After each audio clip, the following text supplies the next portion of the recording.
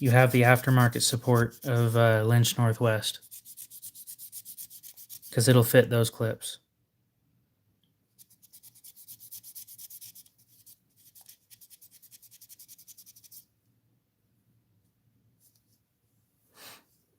You know, not everybody likes those pocket clips. But if I went with a bent stainless clip, then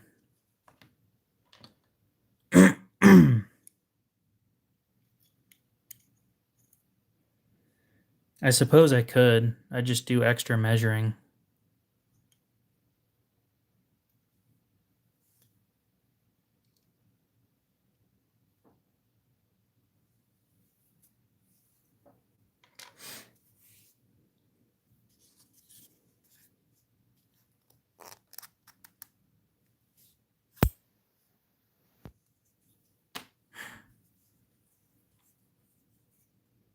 You guys ever curious about how sharp my knives are? I show them off with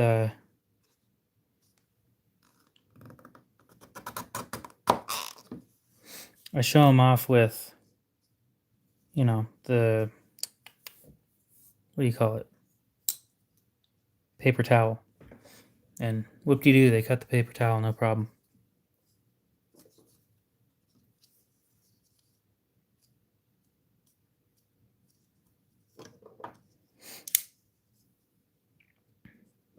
This one I have to do off camera.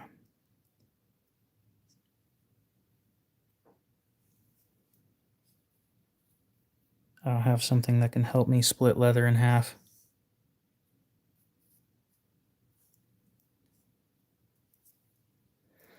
But yeah, I suppose I could probably do the Benchmade style clip.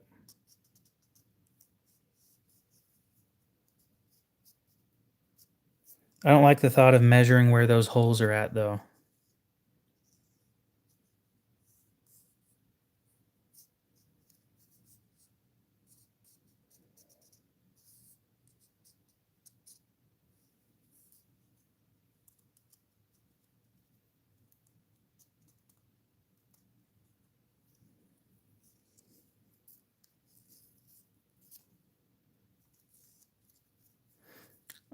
I will probably end up doing Band-Aids. Because I will freehand sharpen every one of them. I don't have a logo. Unless you're talking about, like, my profile picture. That thing's,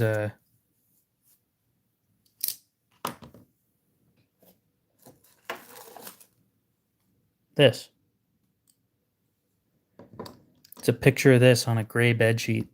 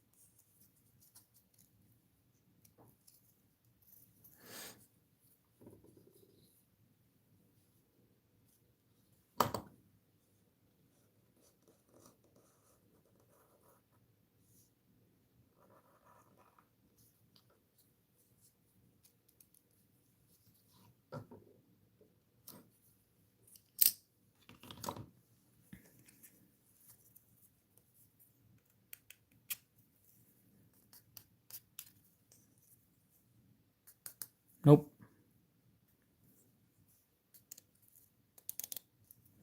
It's just that knife.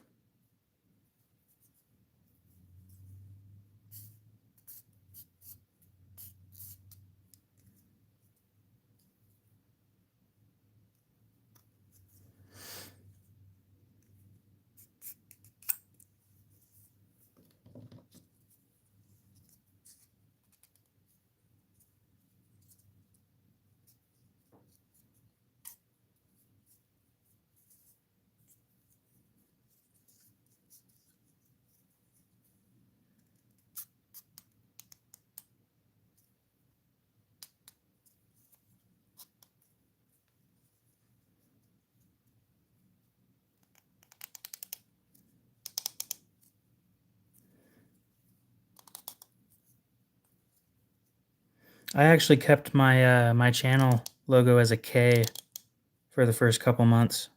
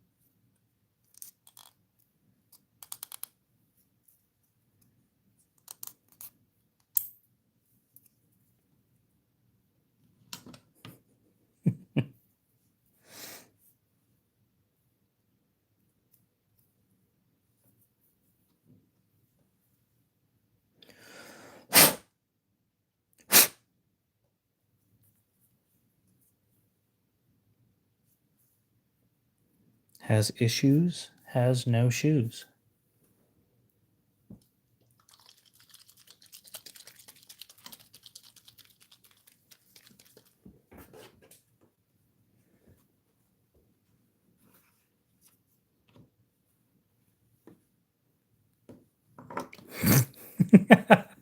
No.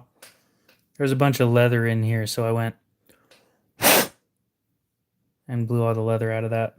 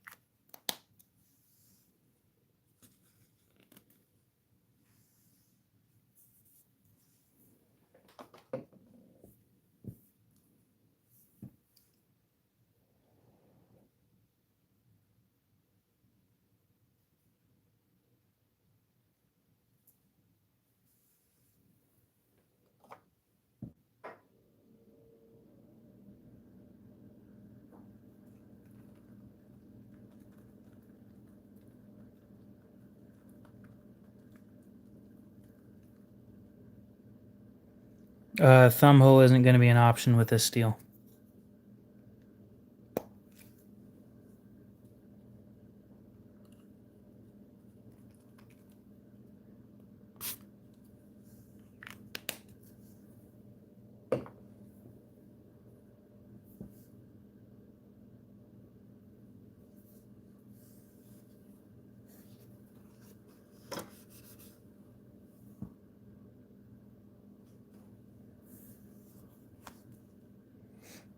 I don't know how tough it is, so until I figure that out, I'm not comfortable weakening it.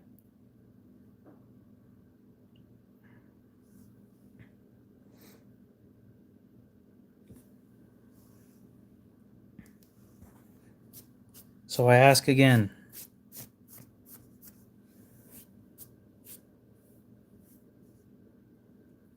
Oh, you'll see the design here. And actually, let me just show you. Wire clip or bent steel.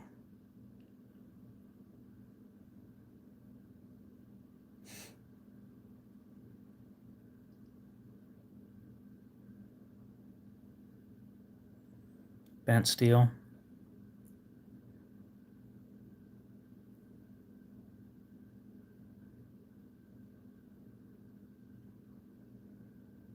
Oh, pictures. That's what I was going for.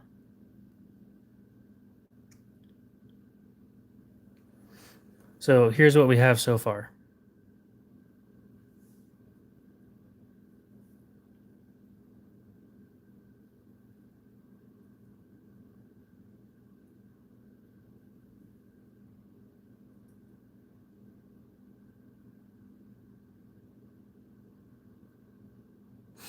The only advantage is that they're easy to replace. That is it. it'll look weirder with a large screw over here than it would with just two smaller spaces for a screw.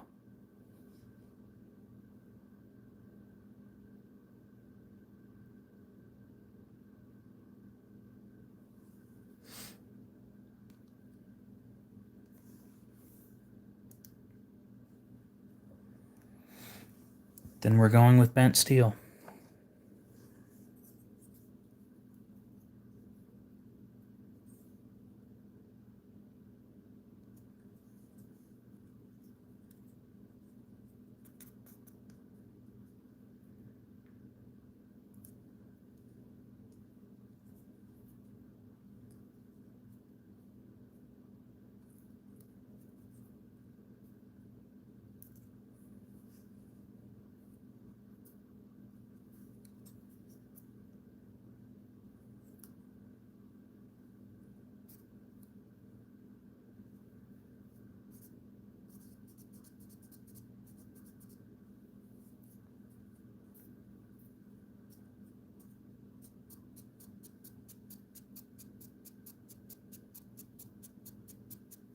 It's not a large enough difference for me to care. If I went with a titanium bent clip, it would add about $1, and then I'd start caring, but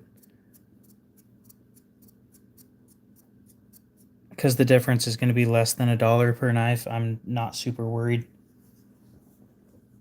specifically on that.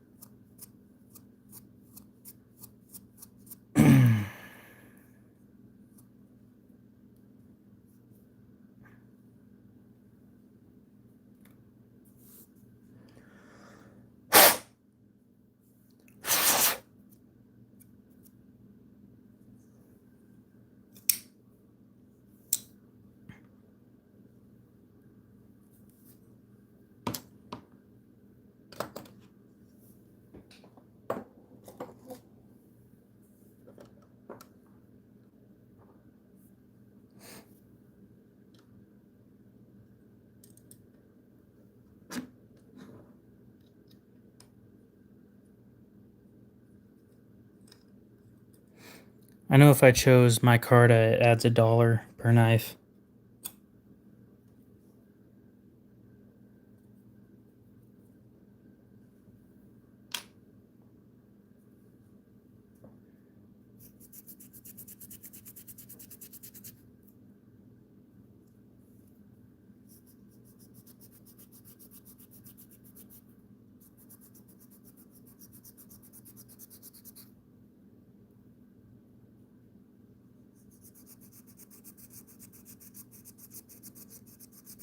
No, doesn't need to be that high. It's capable of going up to 70. The thing is, that's when you're using it for drill bits. We're not using it for drill bits. We don't need drill bit edge retention. We need knife toughness out of a drill bit steel.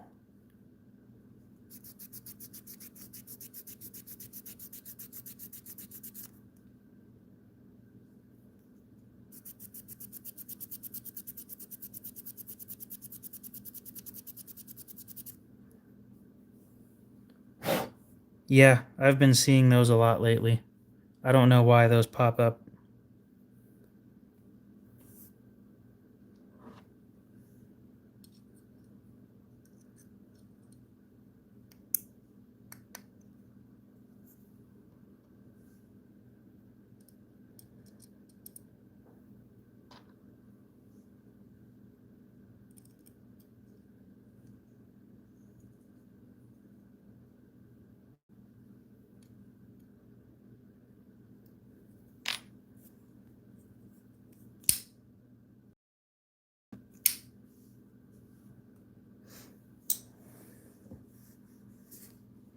Yeah, I'm not concerned about the edge retention at all. I know it's got great edge retention. I'm concerned about the toughness. I mean, I suppose.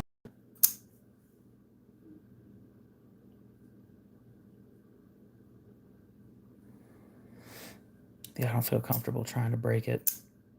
Especially when I spent extra money to put skiff bearings in this thing.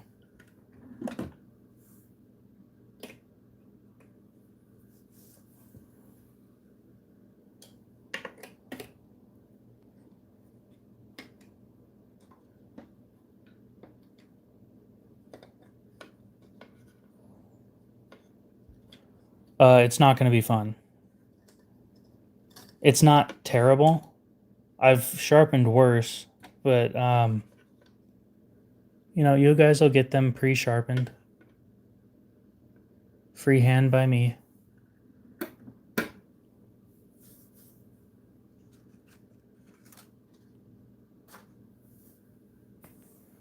God.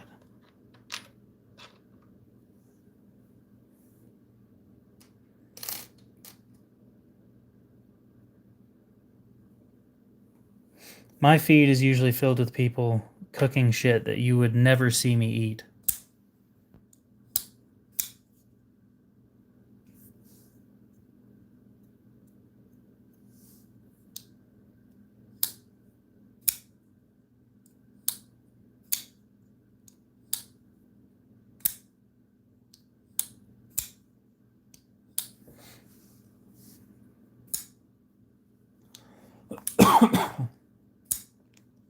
Alright, let me finish my message to them. If I finish it early enough, they might respond before I end the stream.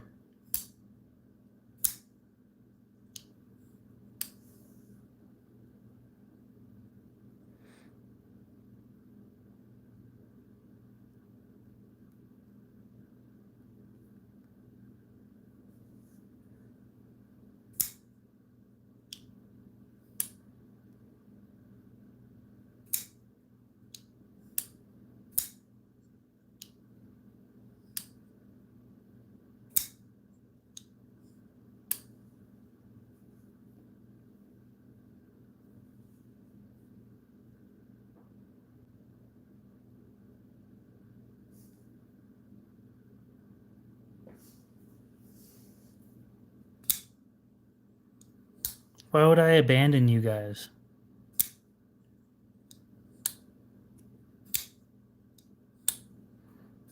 Buy it anyway. It's probably the cheapest one you'll get.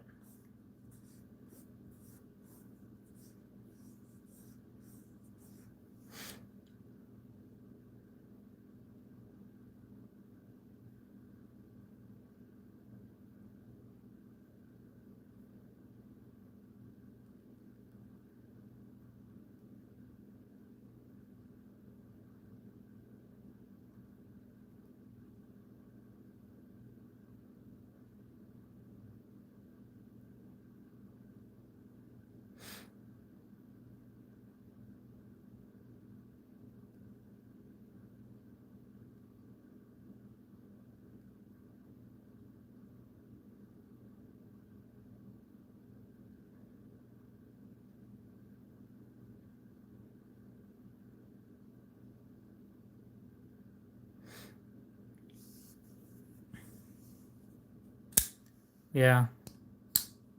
It's not pink, it's red. It's like a Spyderco box, red. Okay. I'm looking into M42 steel again. Can I get a quote? Capitalize I. On a knife in M42 with a blade length of 4.4 inches, including the tang. 1.25 inch thick, full flat grind, liner lock with G10 scales and a bent steel deep carry clip. I'd also like another quote using Carpenter Micro Melt M42.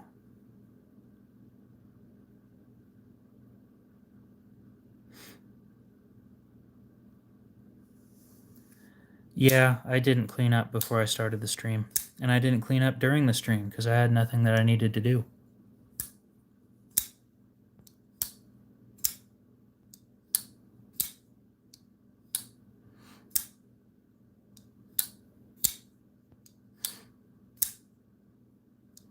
Well, here's the thing. If I'm paying for it, it better show up as the right heat treat. You know?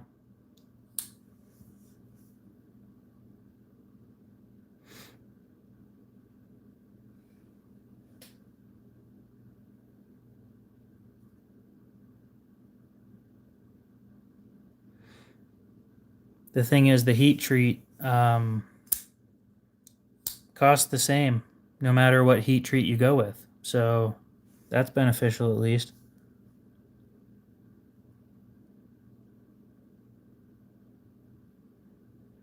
Does M42 need to be de-stressed? That's kind of important.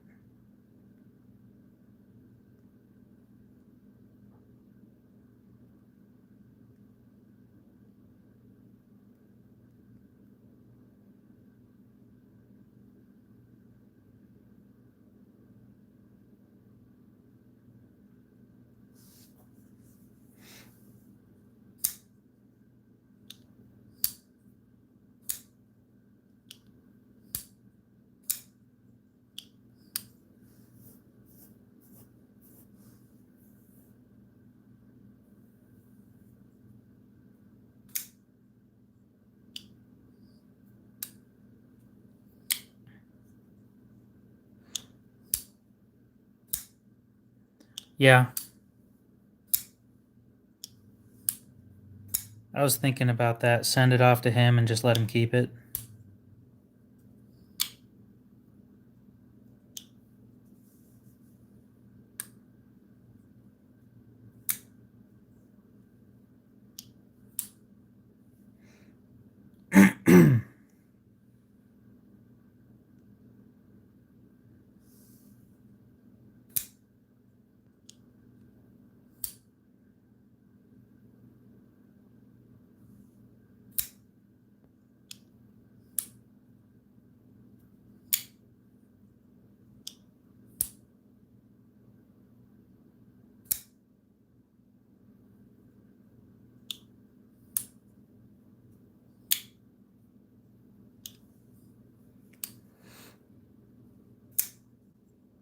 Yeah.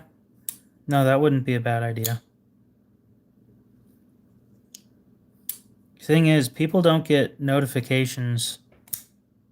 Like, his subscribers won't get notified that I'm live streaming with him, and my subscribers wouldn't get notified if I'm streaming on his side.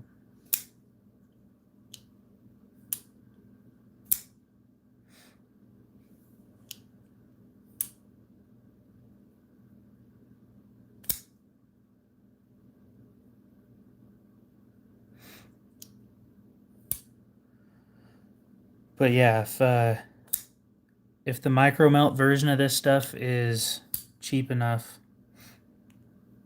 compared to the regular stuff, then I'll go with that.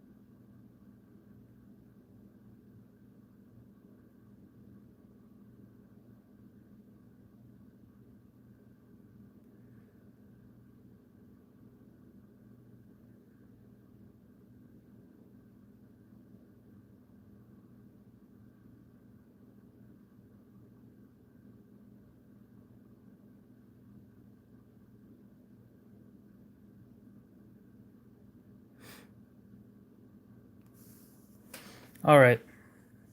Sent the message, so we'll see how that goes.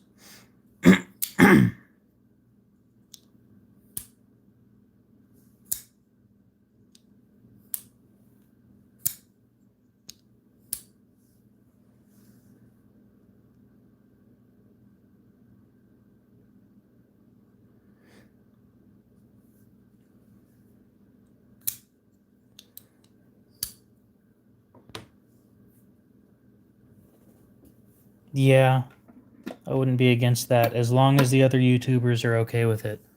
That is very important.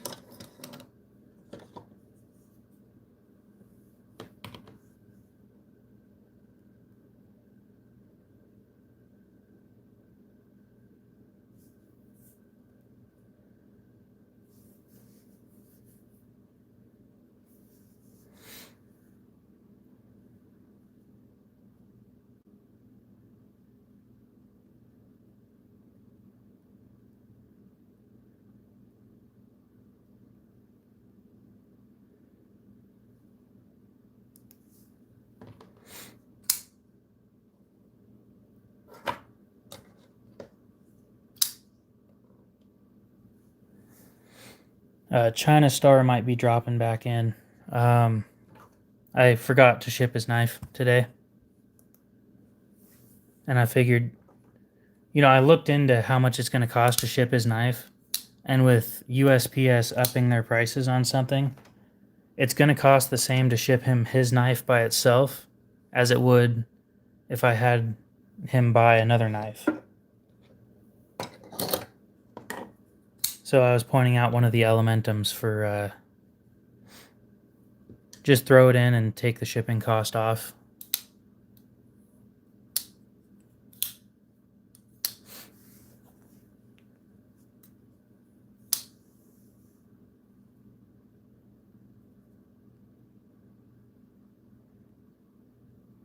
Black G10, green G10, and gray micarta.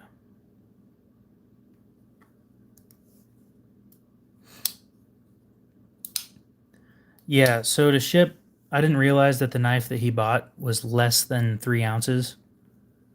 And including the shipping packaging, it's like a 4-ounce shipment. And I could easily throw another one of these in there and it'll still cost the same amount. So I figured, why not just reach out and say, yo, I forgot to ship your knife, but that could be a good thing, and leave it at that.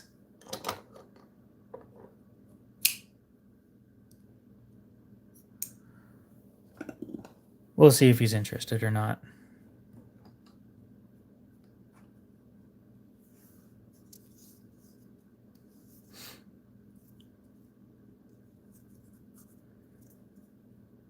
Yeah, with oil prices going up and down all the time, and what's his name being pissed off saying, I demand that you guys drop the price of gas to $2.50. And then we have a single power company in the area.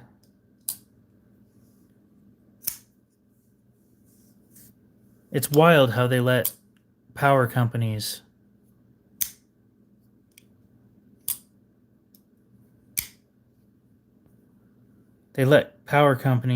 become monopolies. I wonder how they justify that.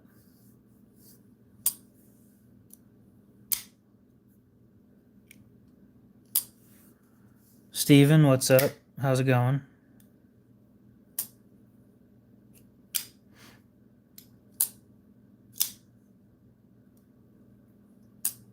But yeah, the reason why power companies charge as much as they do is they have zero competition. If they were forced to compete in a market, then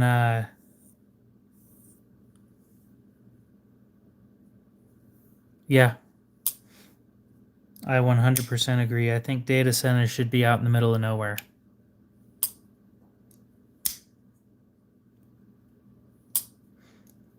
If you're going to take that much water and that much electricity, you need to be out in the middle of nowhere.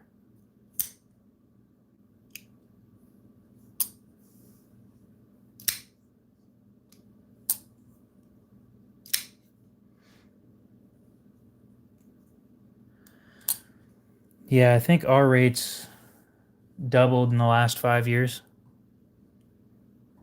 I think.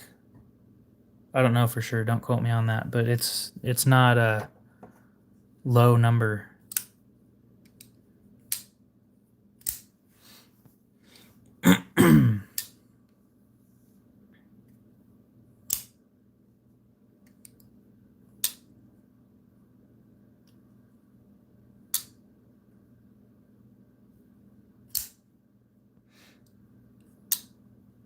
I should probably go to bed early today.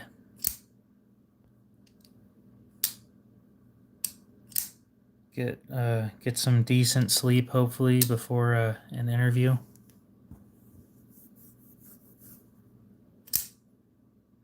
You get electricity from Canada?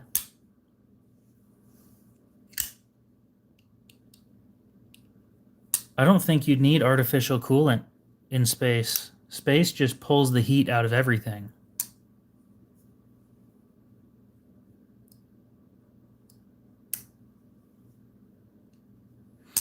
KC3, what's up? You're about an hour and a half late.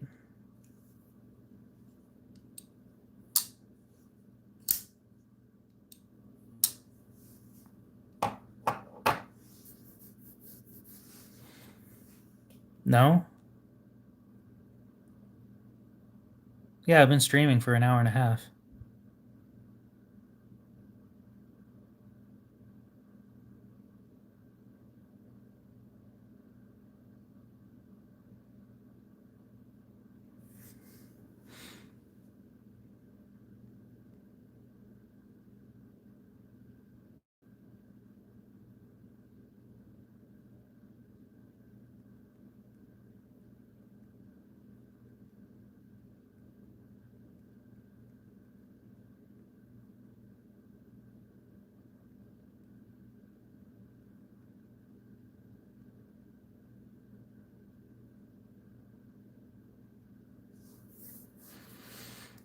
We'll see you later, Steven. You have a good one. He said he's good on the Elementums.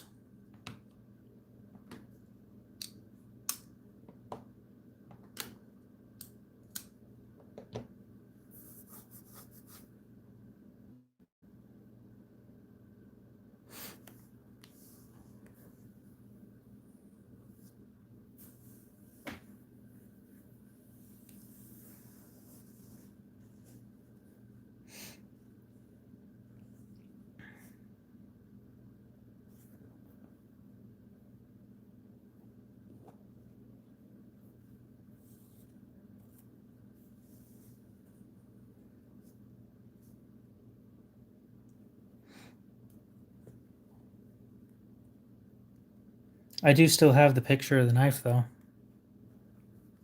I'll whip it out.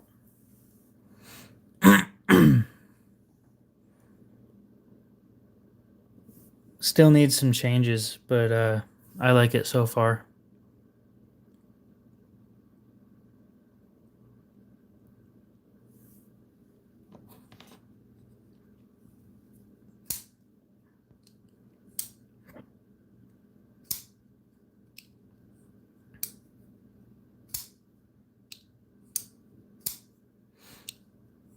I like it.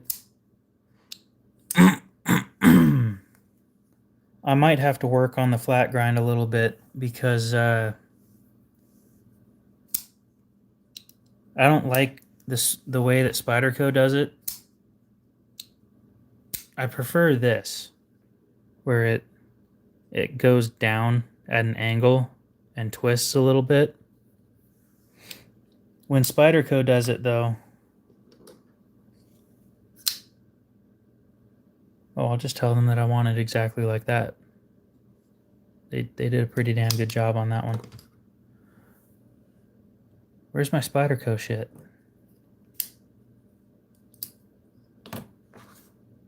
Oh. But when Spyderco does it, it's just a plunge straight down. And I think that that's going to cause excess stress in that area. I don't want to risk snapping a blade.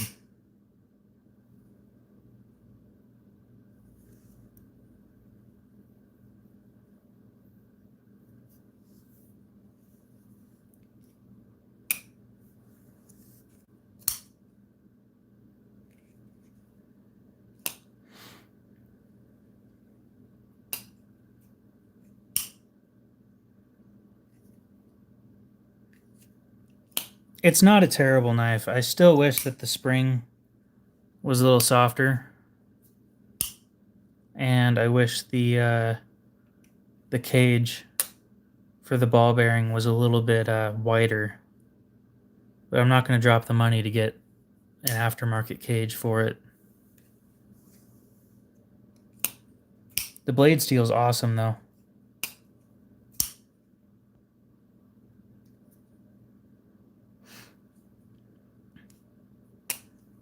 Yeah, like I said, I'm not going to get aftermarket parts for a knife that I'm rarely going to carry.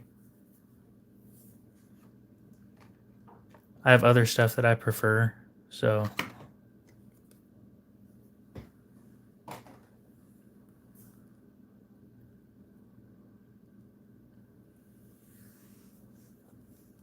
Yeah, that's an option.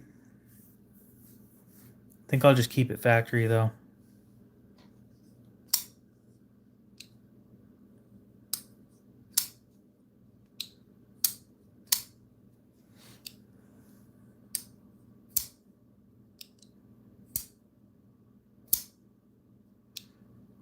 Yep. All of the 15V models are probably discontinued.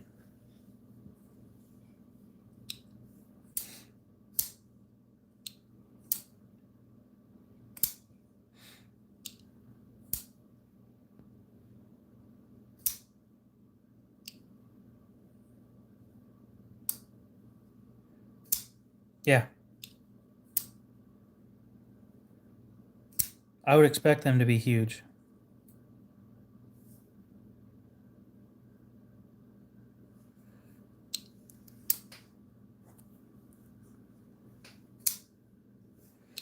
What do you mean, how much for the 15V?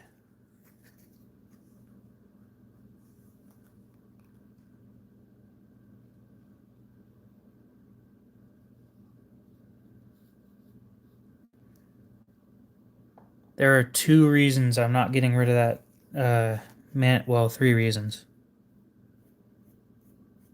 that I'm not getting rid of that Manix 2 lightweight. Reason number 1, it's my only Manix 2. Reason number 2, it's my only knife in 15V. And reason number 3, again, it was a gift. Oh, I think you said discontinued. Oh, discounted? Okay. Yep, I misread that. That's on me.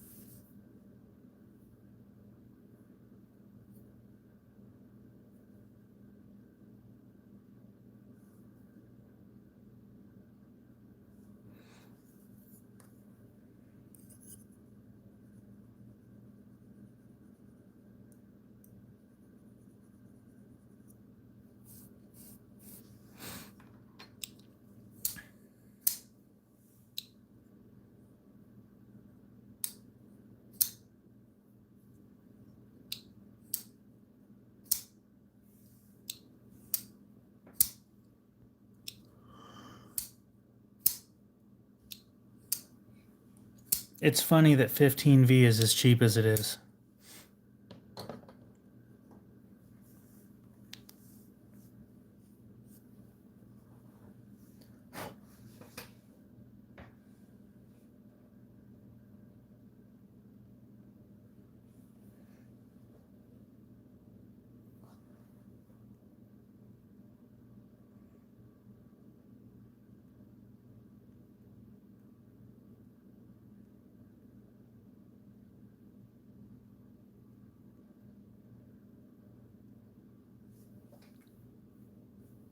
Yeah, Rex 121 went way up there.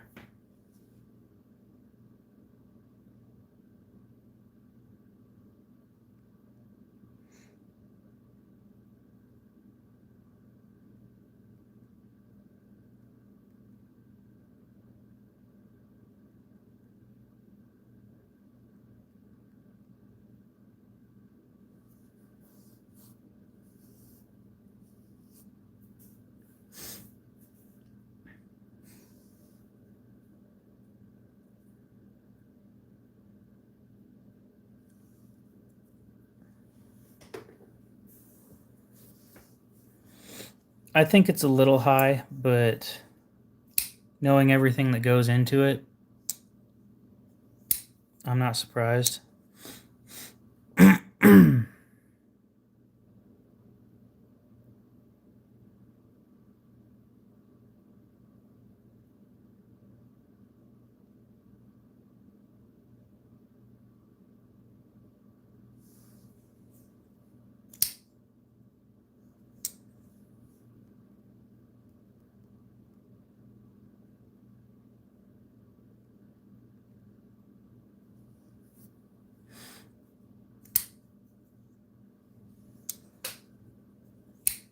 This live is about folding knives.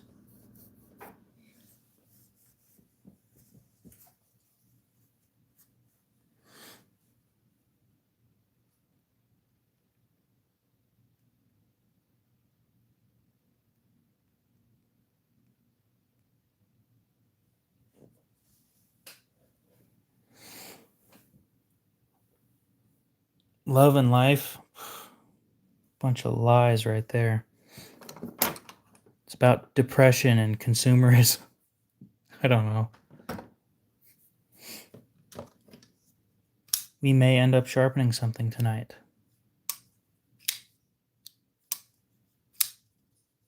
$225. Now that is a good price.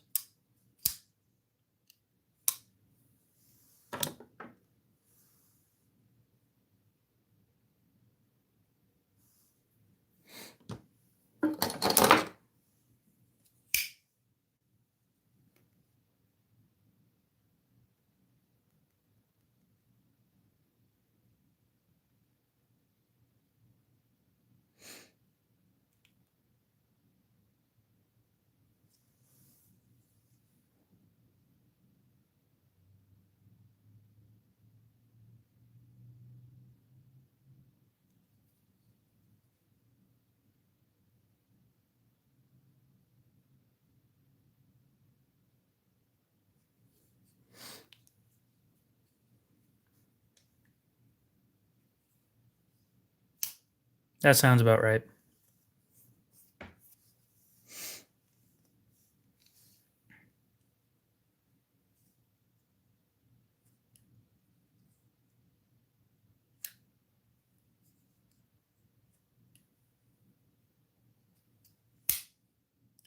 Wow, that picture looked like shit.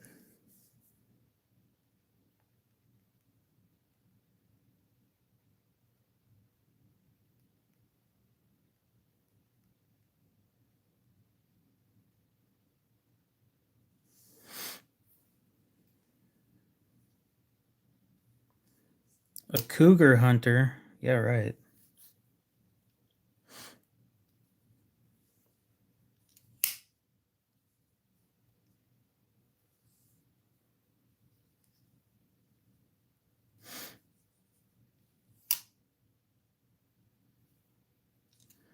All right, I need you guys' opinion on something.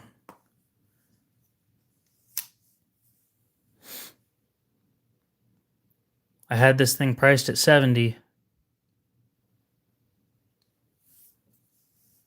Give me a sec.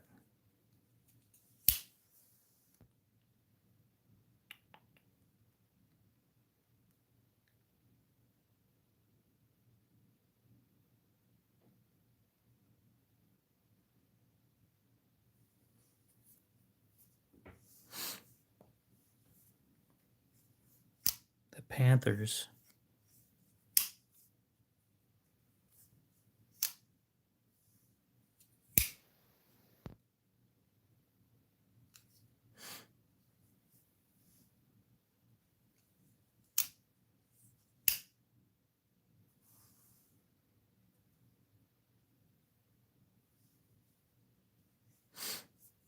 Just give me a minute.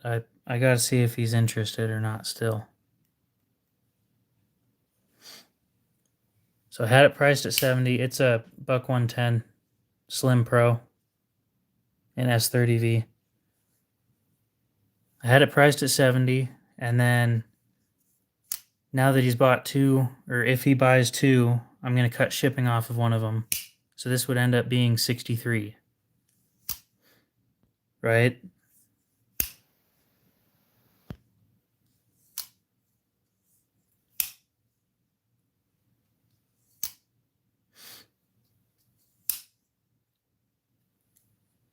Should I drop it to 60? S30V.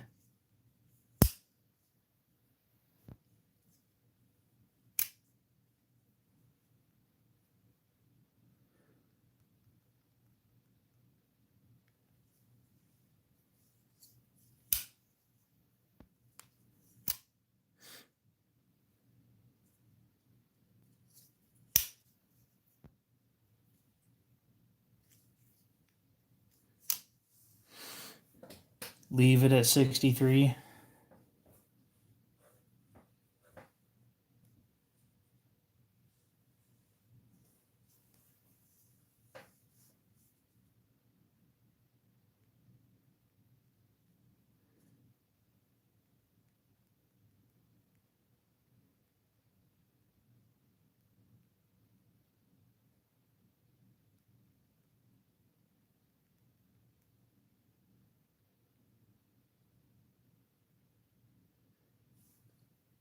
It's my Carta.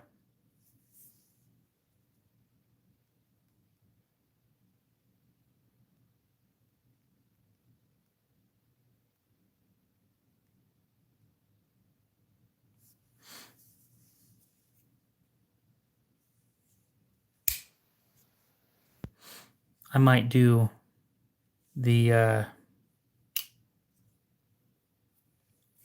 just told him the guys on stream are saying to keep it at $63 and add another free Q-tip.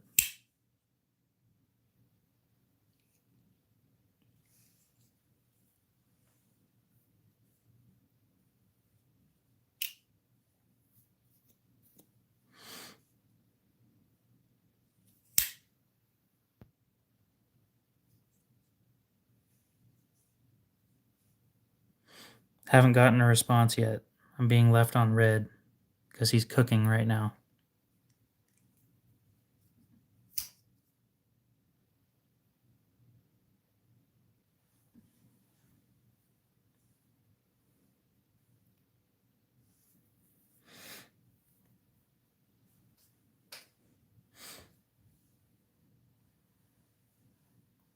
Aiden, the next knife you buy from me, I'll throw in extras. I already told you this.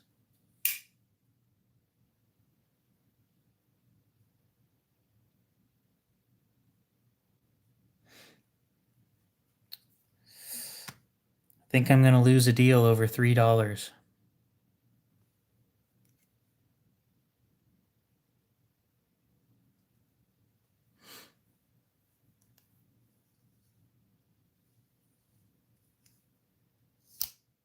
What do you guys think?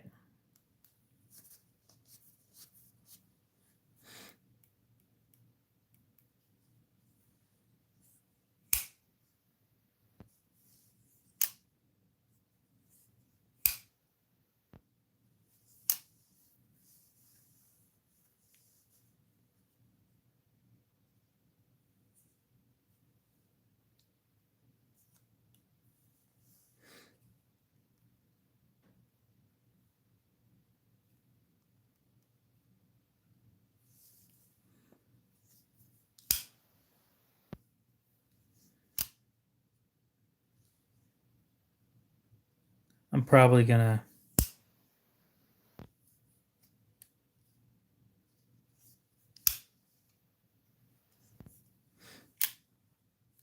All right, 60.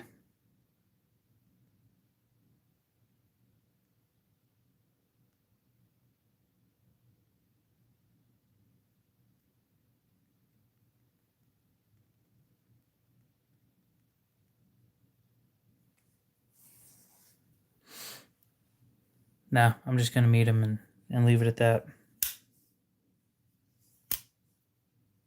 Okay, we're going to sharpen a knife.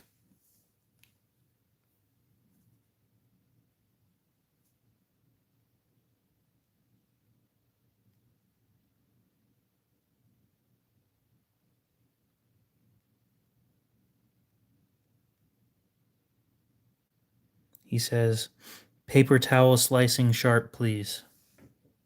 I can do that. Yep, just sold it at 60. I'm happy with that.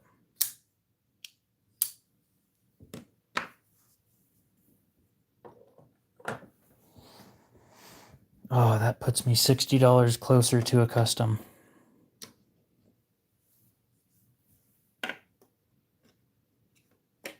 Or $60 closer to buying a TRM.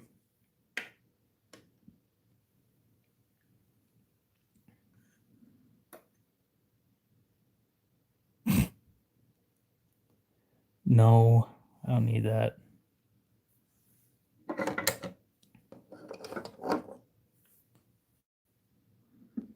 You know, Lou, since you like marbled carbon fiber so much, why don't you buy this from me? Give you a good deal on it.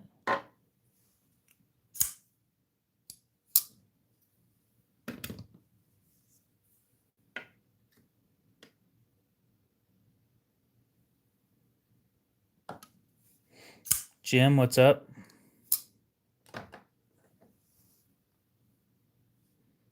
No, it's a Wii banter.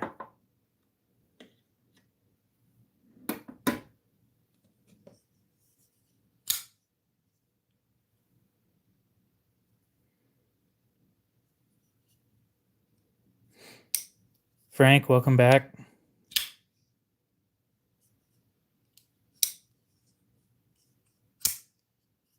You're right, it has almost no liners. It has partial liners, but it's not squishy like a bug out is.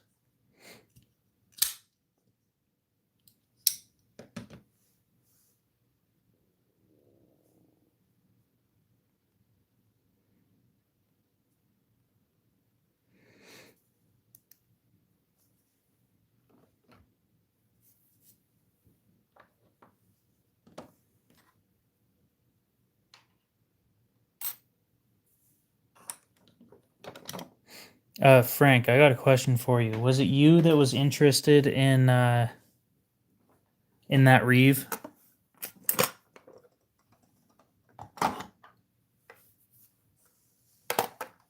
No, that was somebody else.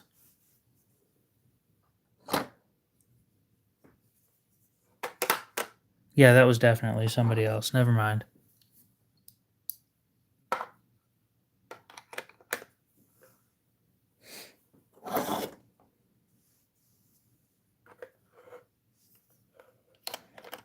I was talking about getting rid of my 940 for about 200.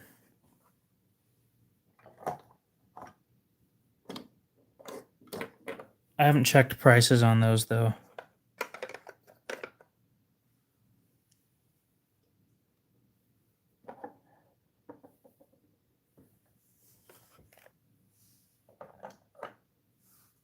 Yeah, I was talking to you about selling it for 200.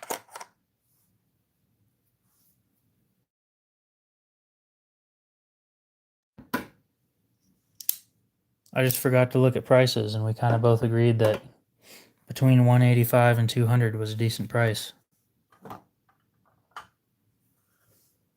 Yeah, it's got an anvil on it.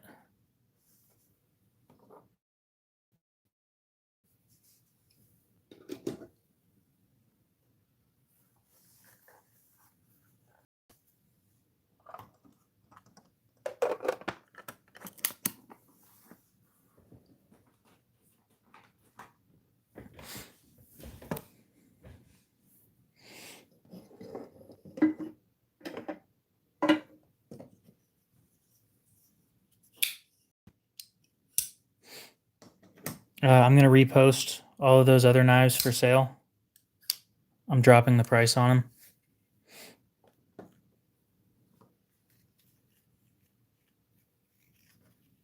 Yeah. The deep carry clip too, which is the weirdest part about it. And that it has a second set of screws on the other side, but it's pinned.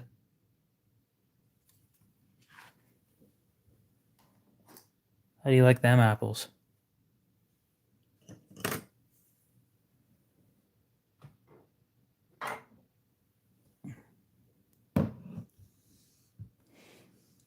The 940 is smooth. It just doesn't have the problem that I wanted fixed.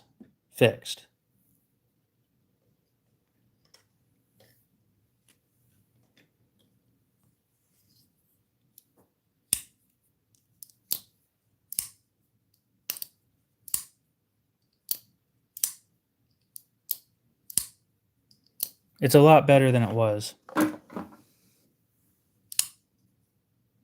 It just doesn't drop like I want it to. The way my bug out does.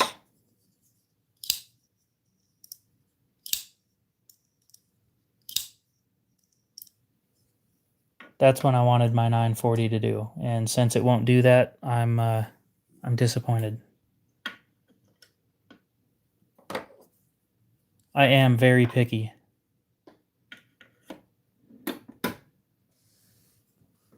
Very, very picky.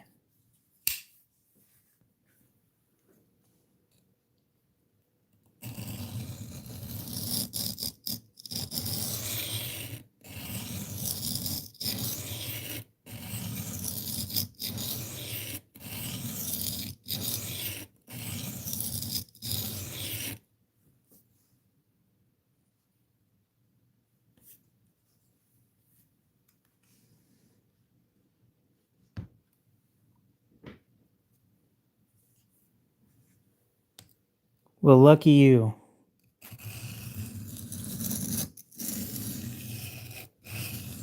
They sent my 940 back with more problems than it had when I sent it.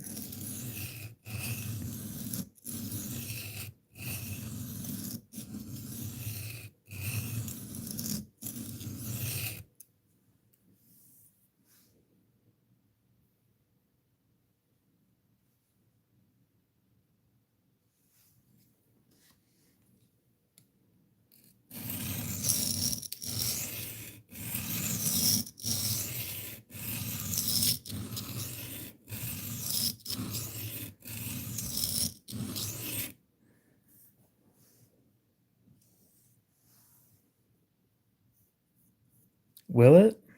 That'd be interesting. I'm not going to do that because it's already sold, but yeah, I had to super glue the pivot on that 940. Just a drop.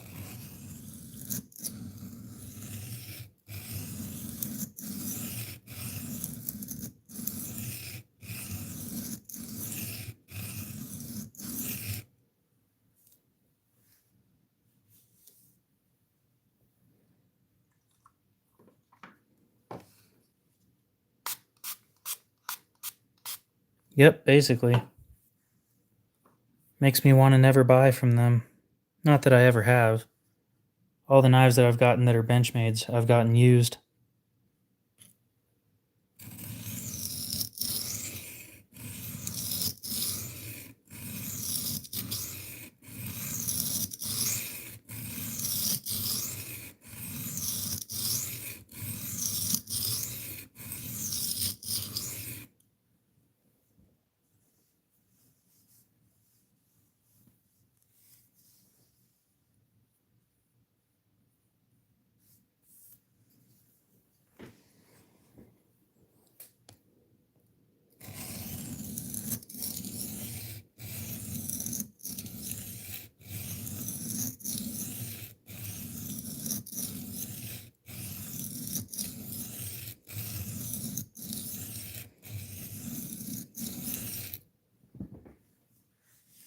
It's about time. You're lucky I wanted to get rid of this thing. I was about to lose a deal over $3.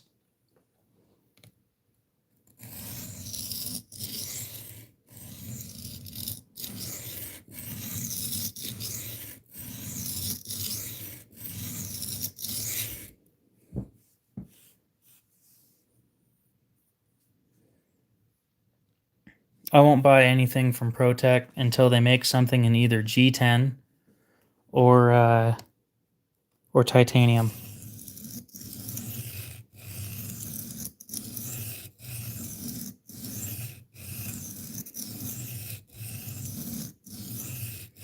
I would love to have a Malibu in G10.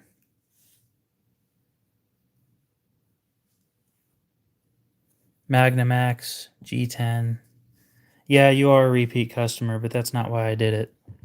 The real reason I did it was because I really want another knife really, really bad.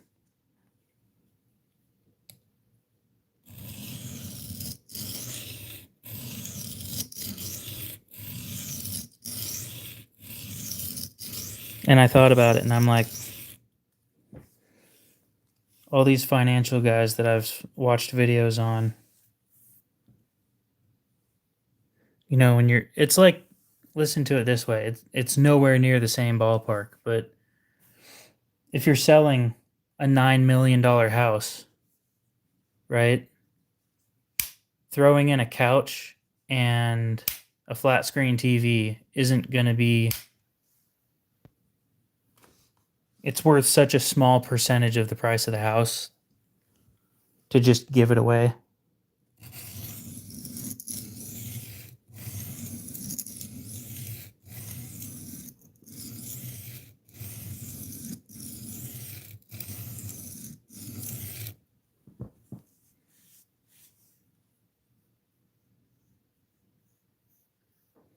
I won't buy an Avalon because they're fucking massive.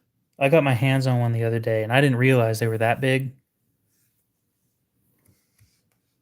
Holy shit, they're big.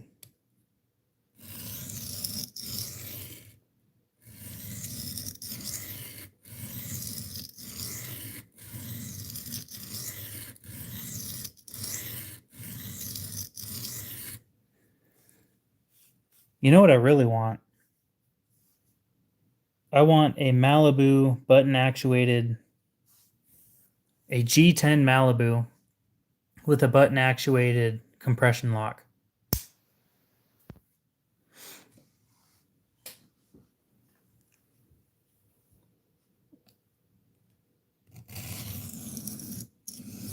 When you hold an Avalon, it feels like it's the longest folding knife you've ever held.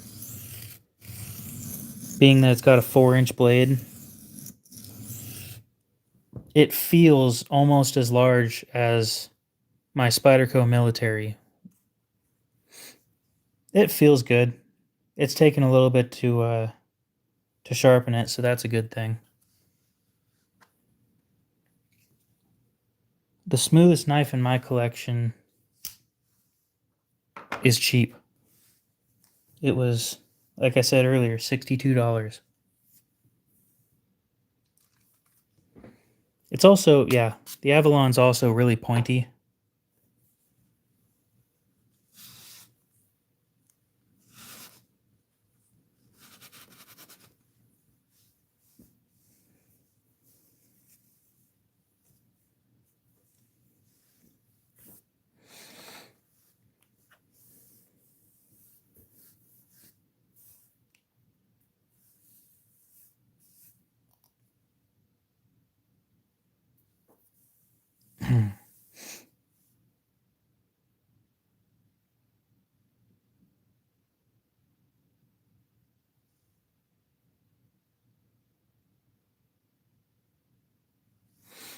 Give me just a sec.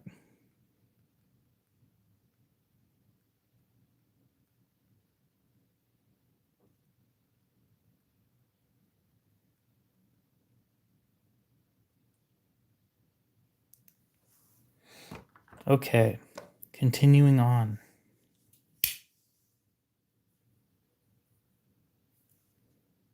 There's a burr that I'm missing right in the center because there was a little bit of a recurve on this one too. I don't think it's as bad as the other one though.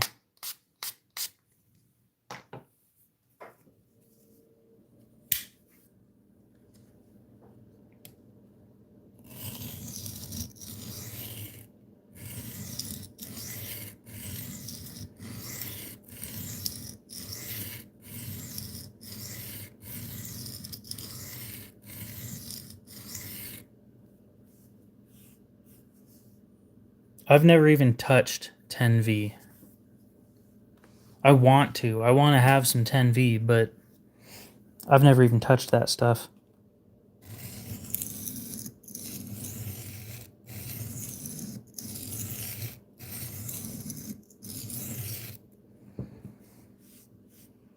We'll see you later, Jim. You have a good one. All right. Move up to 400.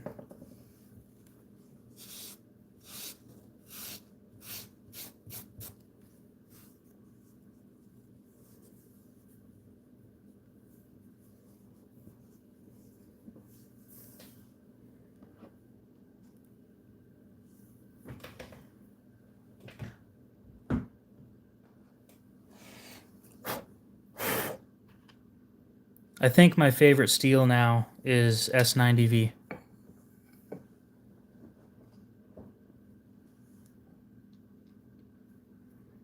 It may move to being M42 if we can get that stuff to work. If we can't, then I'll stick with S90V, but if we can, this thing's going to be amazing.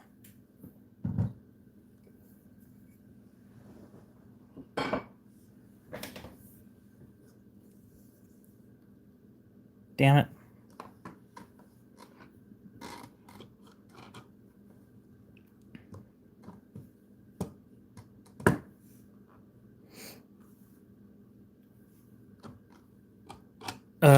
Jin Knives recommended we try it out, but the more I looked into it, the more I realized the edge retention on that stuff is heavily dependent on the heat treat, and they tend to heat treat stuff for their own stuff pretty low.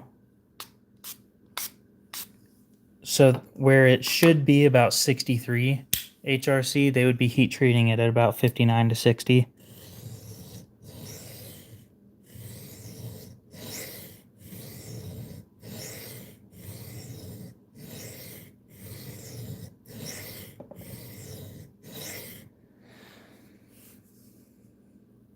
And for a knife whose wear resistance is strictly based on the heat treat, it's not worth it.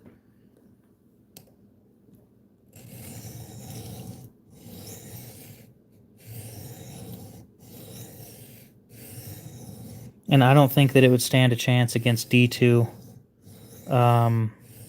if they both had the same heat treat.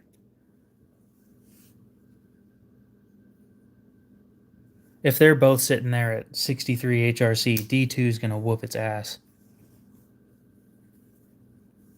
Because DC53 is very, very basic. There isn't a whole lot going on with that stuff.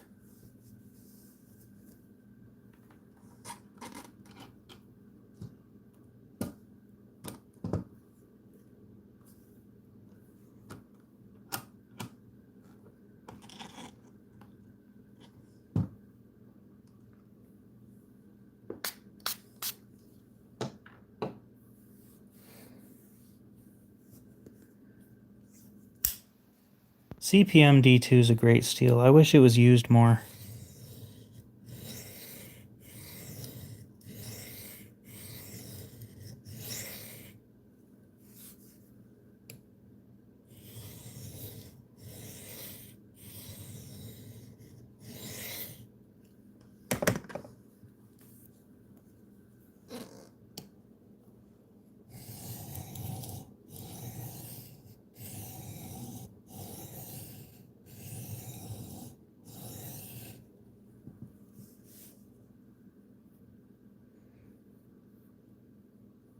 About the only knife I can think of right now below $100 in CPM D2 is a Kershaw Dividend.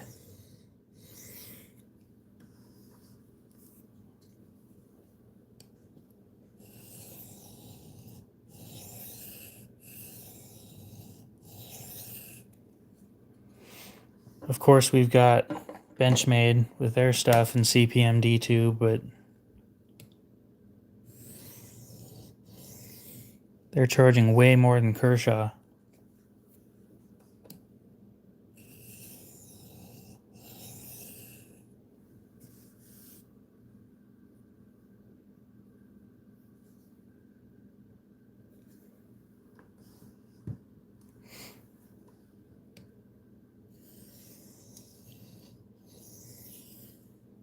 I'm swapping back to the Inkosi again.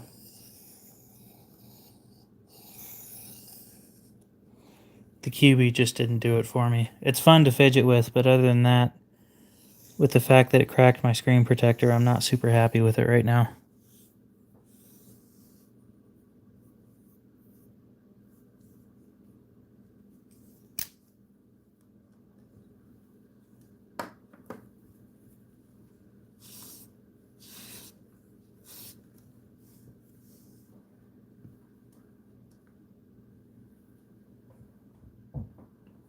A what?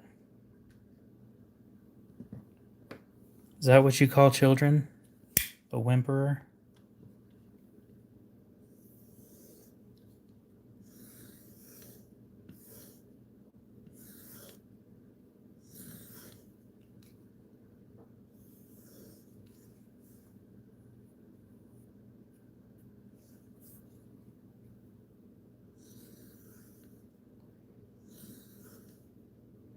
I'm scared of saying that word.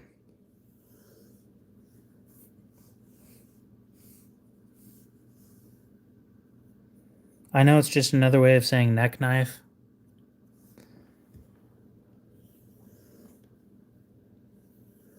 But I don't need to say that being, and then it being taken out of context and then slightly modified.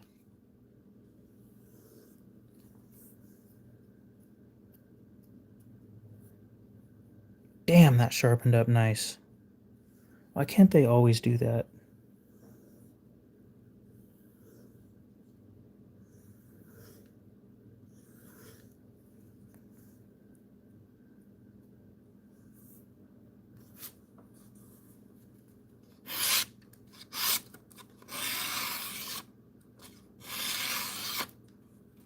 Beautiful.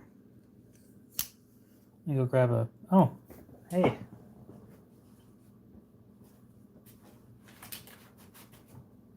A piece of a paper towel. Cool. Now I don't have to get up. Yeah, I've carried a neck knife before.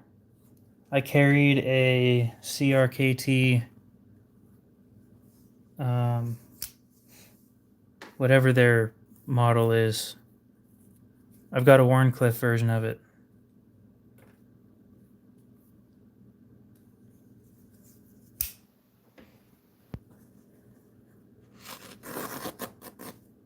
Let's work on that real quick.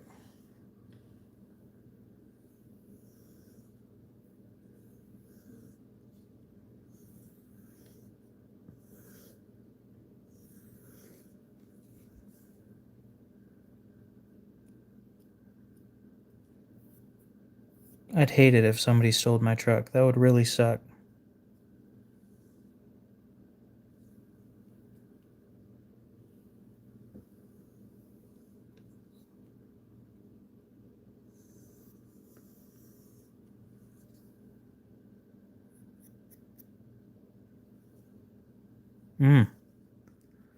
That's why it's catching. Back to the 400. There is a tiny, tiny burr.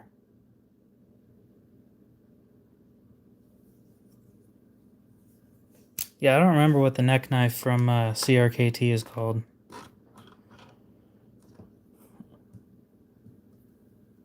I tried carrying a Bradford G neck knife for a little bit, and it was an Elmax. And I couldn't get over the weight. It's a really heavy knife. The Minimalist, yeah. So I have like 3 of the Minimalist models. And I carried the Wharncliffe daily for a couple months. It ended up being my go-to knife because it's just faster than reaching into your pocket.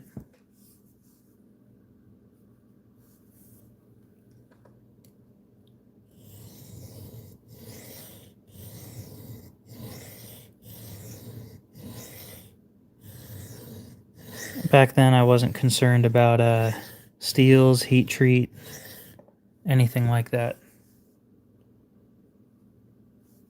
What I would give to go back? Probably nothing.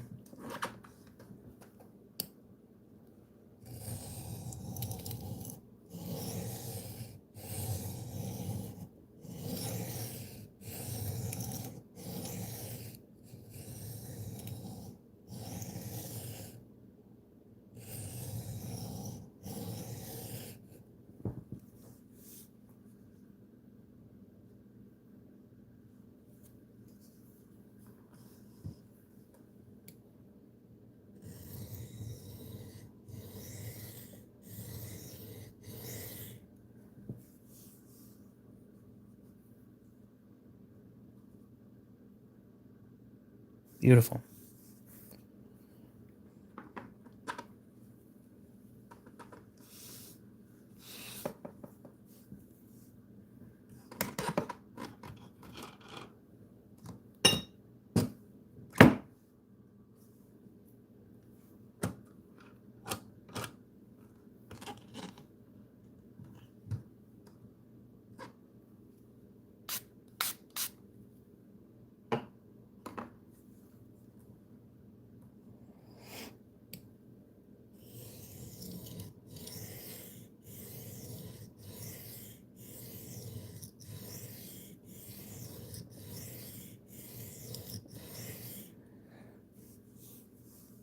Yeah, that's one of the things I'm concerned about with M42 as well. I might end up with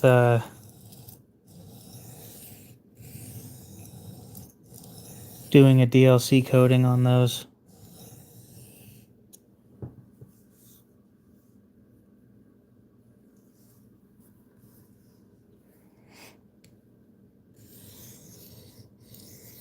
Have them stonewash it and then do a DLC coating because I don't like the matte finish when they do sandblasted.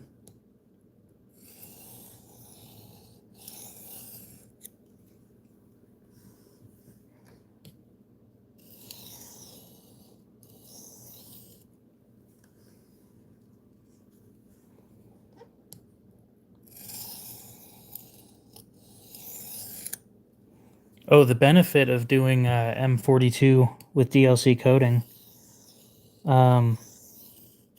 DLC coating happens at to apply it, it has to be like 450 degrees, and that's the tempering temperature for a lot of steels. The tempering temperature for M42 is 900 degrees.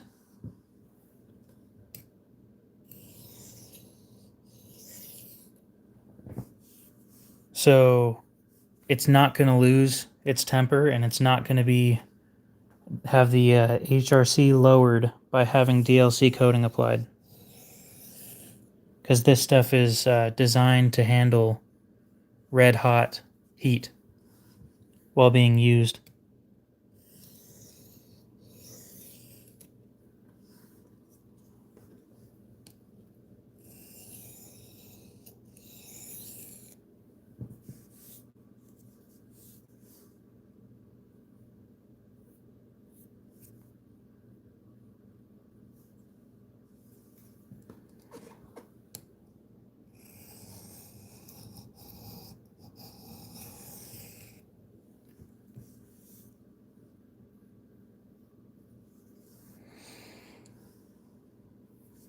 Oh, I understand that.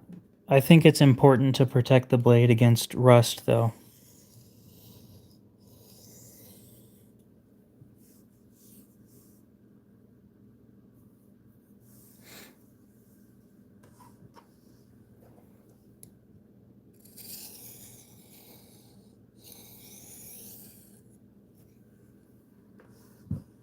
Bob Rick, what's up?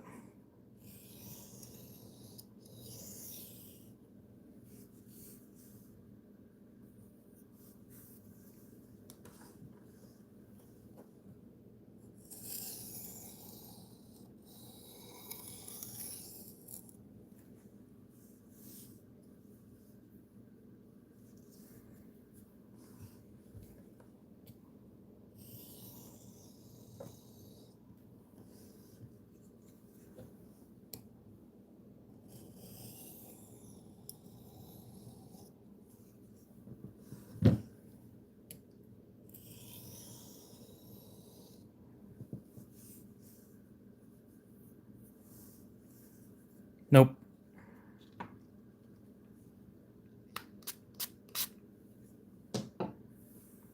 I wasn't really interested in that model.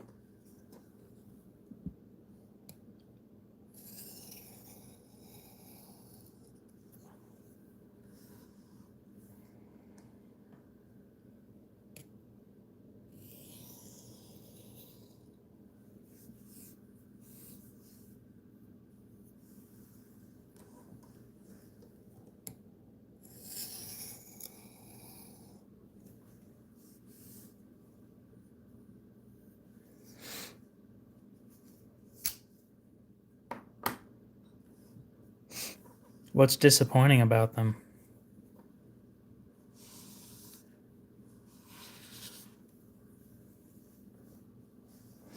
No, this one's S30V.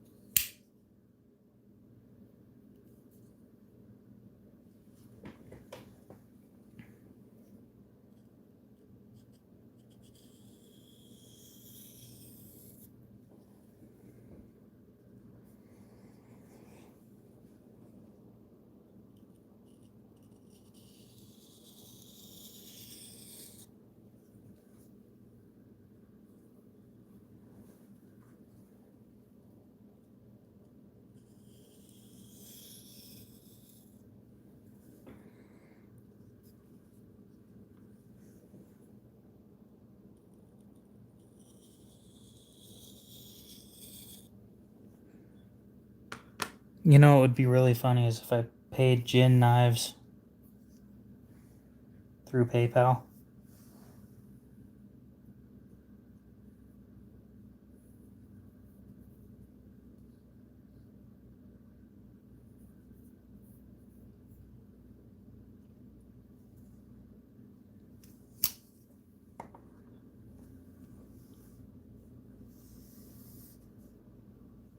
Oh, that'd be a horrible idea now that I think about it.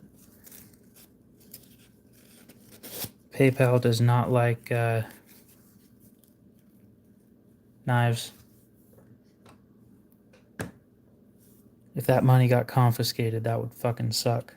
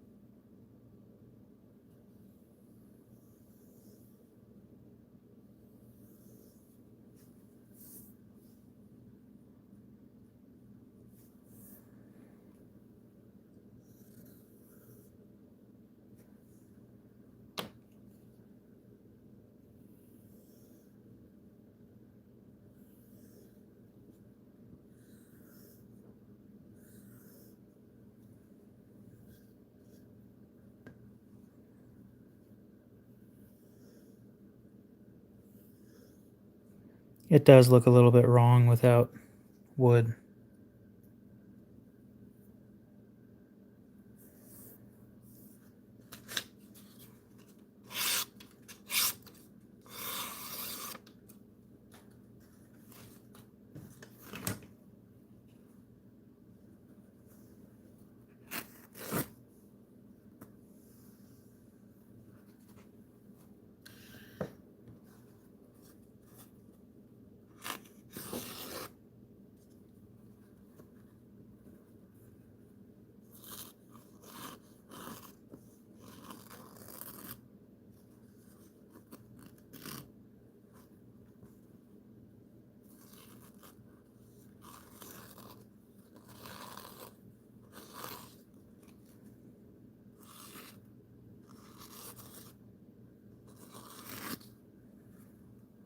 Okay.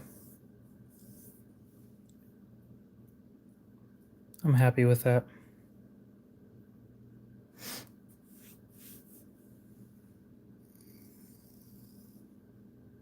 Yeah, shaving sharp.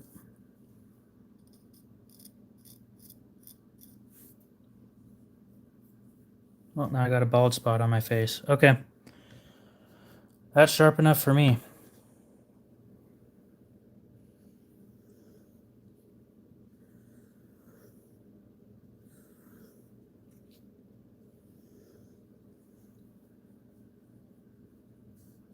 That felt really weird. It's a lot more catchy than a razor. Wonder what causes that. Probably geometry.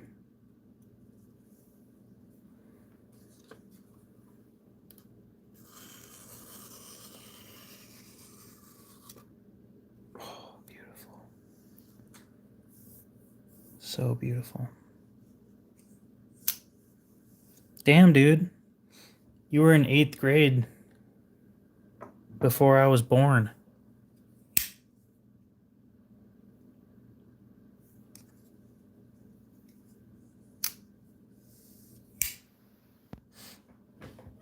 What do you mean, what time tomorrow?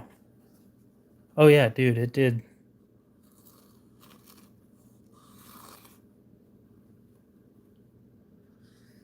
Did my little free floating.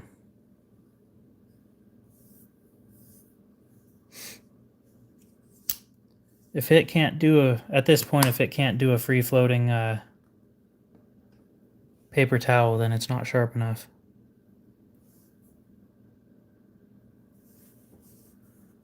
What time of day? You mean my interview? It's around 3.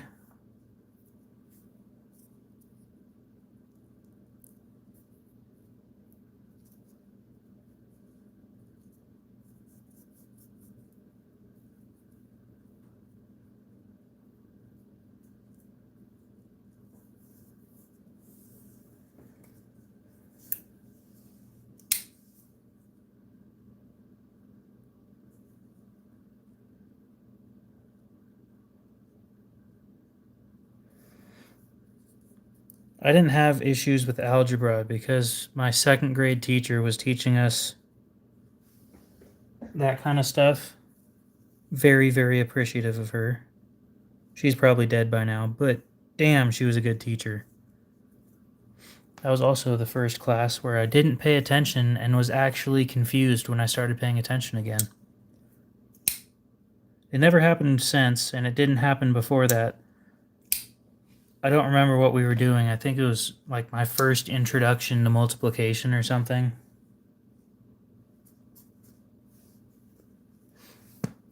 But yeah. Okay. I'll get that shipped out. Gotta grab the, count these out real quick.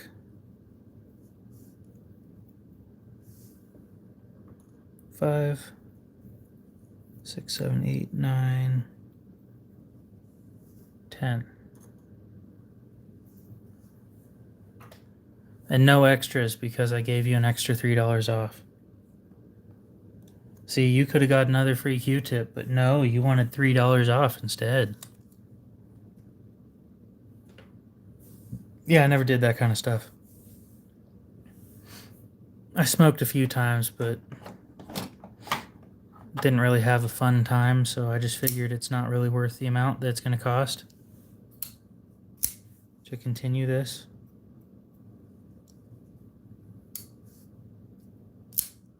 No, it was easier for you. That extra $3 would have been very helpful.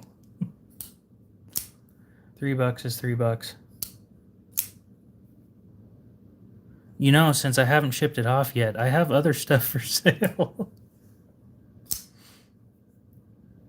Look at me, upselling. That's on my resume, by the way.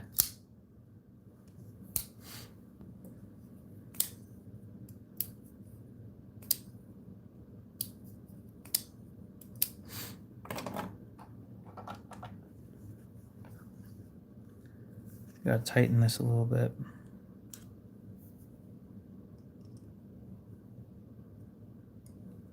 There we go. Perfect.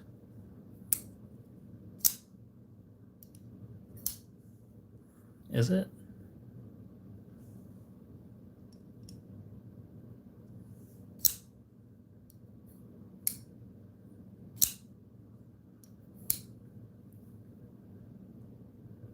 Okay. Once I finish this,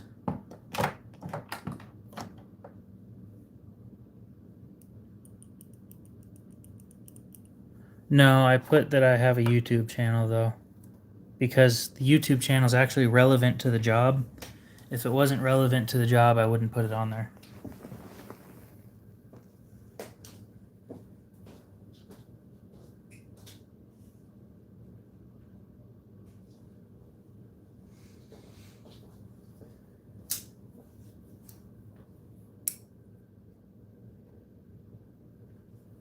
But since I've been fidgeting and learning how knives work and taking them apart and diagnosing issues for years now, I figure I'm qualified. I'm overqualified, I think.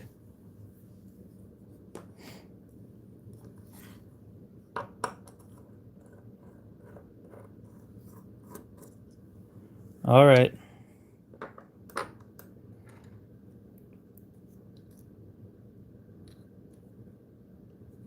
Nah.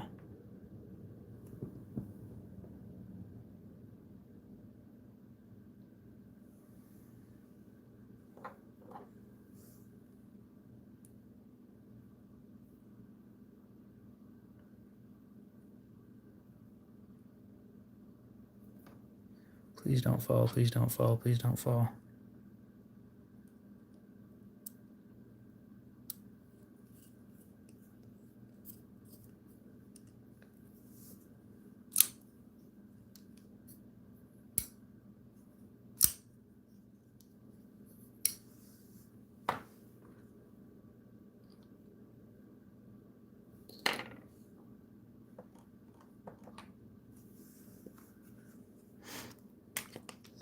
I'm pretty sure I'm overqualified for assembling hawk knives, which is a good thing.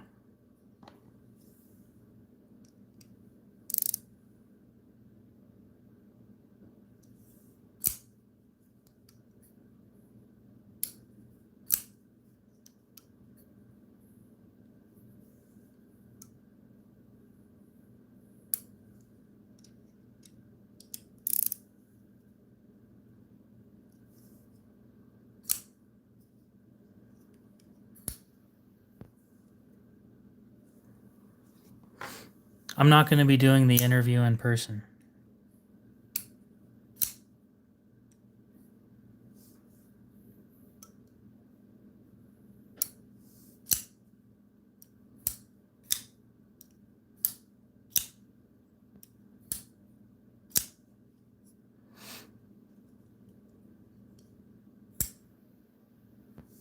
I can probably do more than 10 knives an hour. I need to get used to hawk knives, though.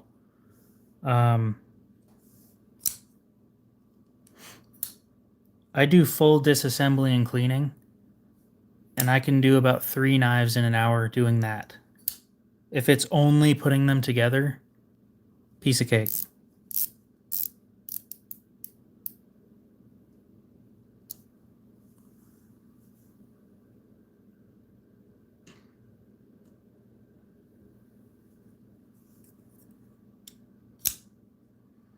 Yeah.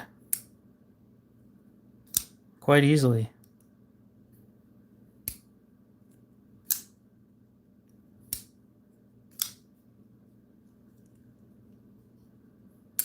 I'm a little nervous. I think they sharpen things on belts, but let's see. I did 9 knives. It took me 3 hours. I did full disassembly, cleaning, washing, pretty much every part, reassembly, and sharpening. Took about 20 minutes each.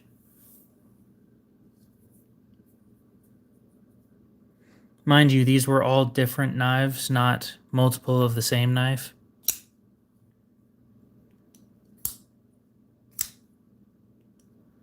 But I have a feeling that speed isn't exactly what they're after. I think they'd rather perfection over speed. And I can get behind that.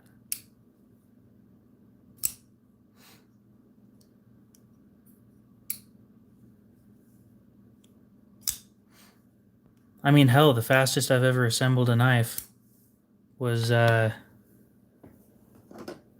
this knife. I think it took me 2 minutes and 50 seconds.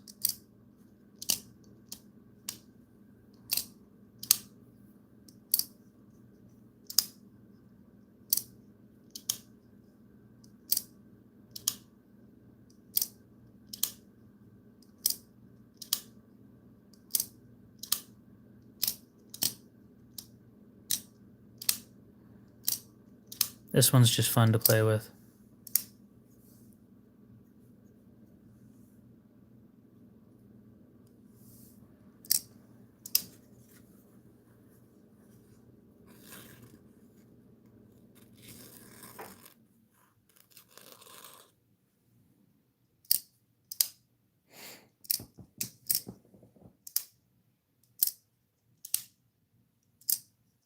I wouldn't be against that.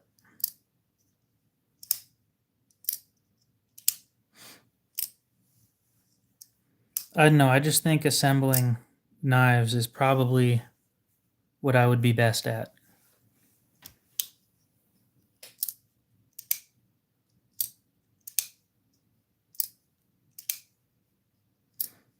I've heard they have springs in them, though. I'm not looking forward to that.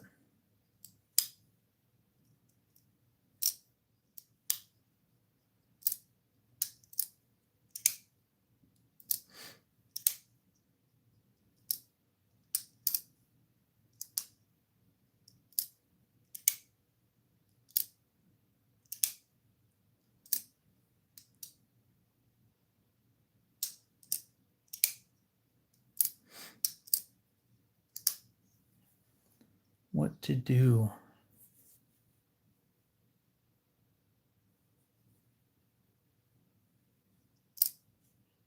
What do you mean a stop pin in backwards? Well, I think I could transition within a day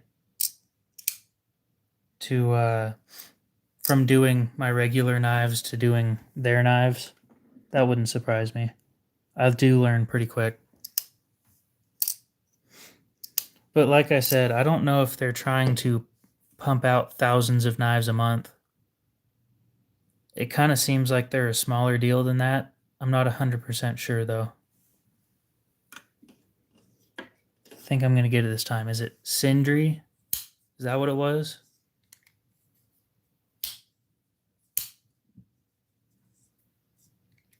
I think I remembered that being how you said it was pronounced.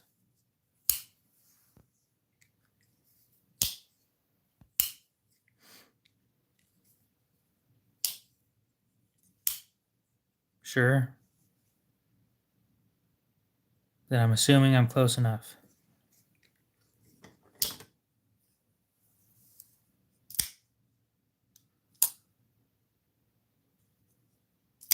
Is it Sandri?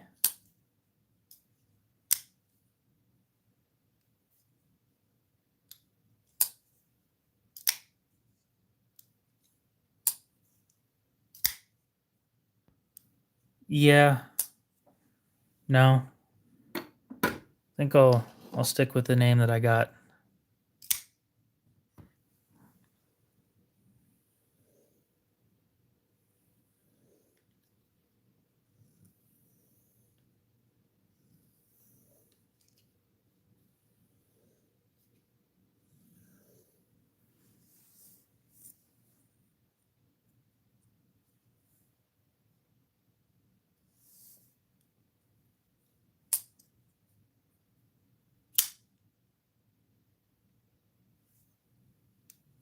Maybe a little bit.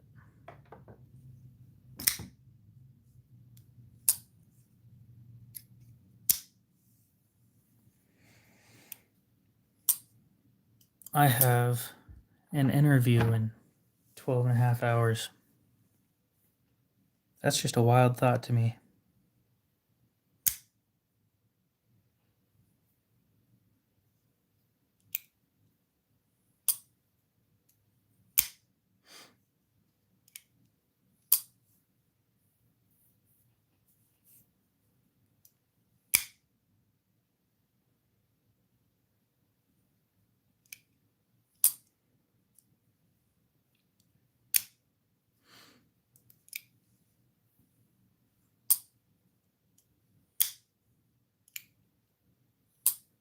Well, I'm going to go ahead and what now? I'm just fidgeting with this Civivi right now.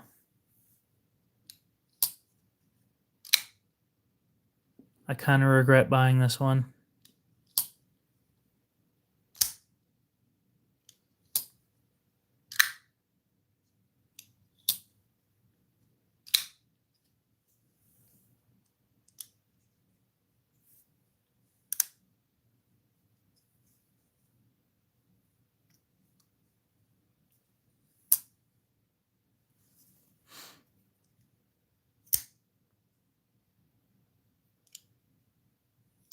It's a front flipper. I don't like front flippers. This one was my first front flipper, though. So I'm sure you could figure out. I didn't know that I liked or didn't like front flippers back then.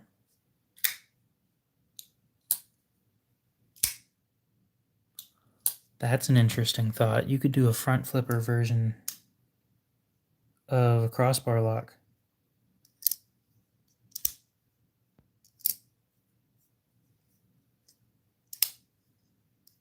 And if you did that, you may not need a stop pin.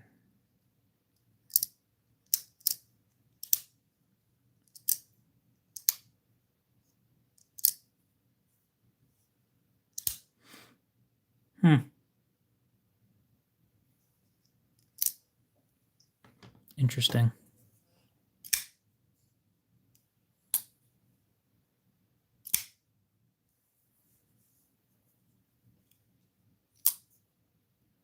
Yeah, I don't think you would need a stop pin. I agree. I've never been very good with a front flipper.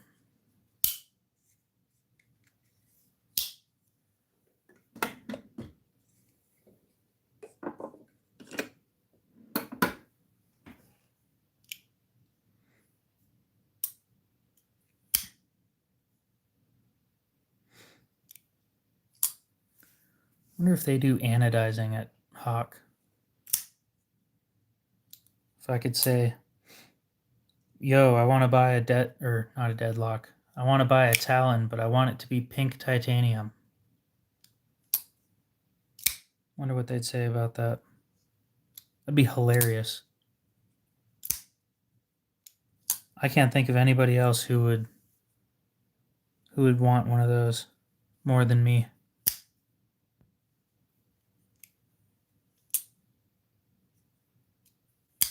It'd be so funny. Walk around with a $1,200 pink knife.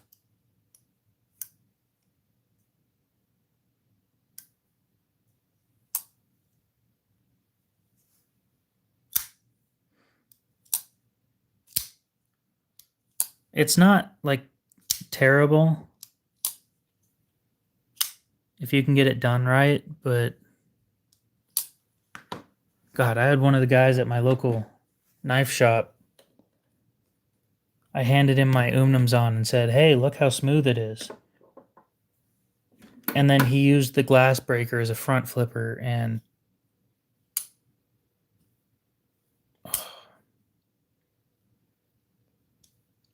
fuck, that hurt. Oh yeah, let me just cut my thumb open with like the least sharp part of the knife.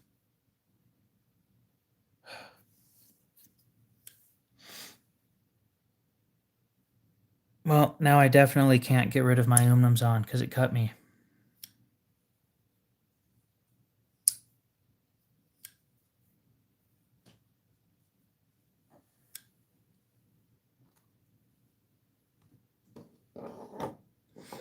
But yeah, he was able to front flip my my Umnumzon. That was weird.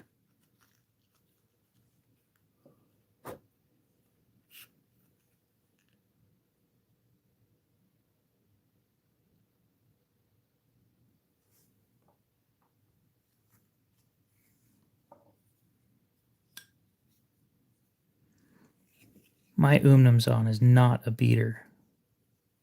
And I highly doubt that they're going to care that I got bit by my Umnumzon.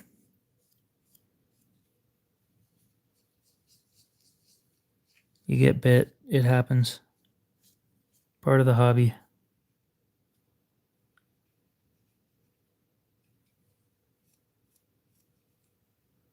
Well, it didn't break through multiple layers at least.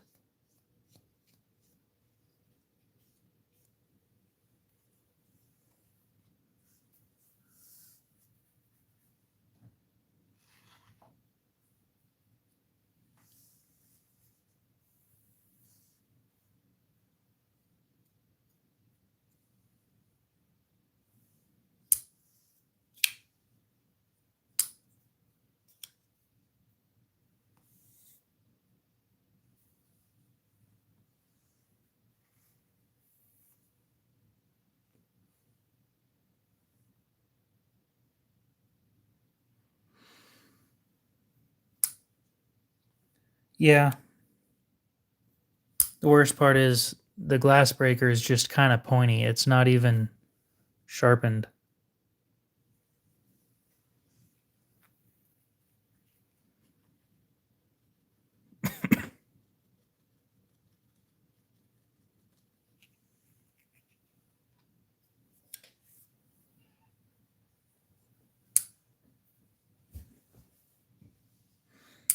Yeah, I do.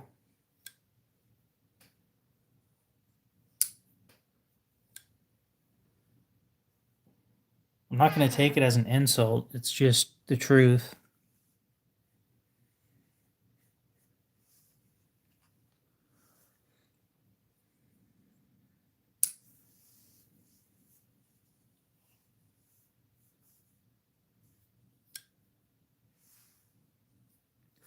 I've been cut by fishing line before.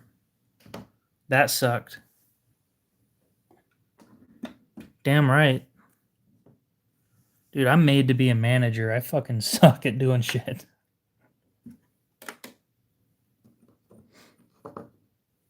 I'm great at understanding problems and fixing them.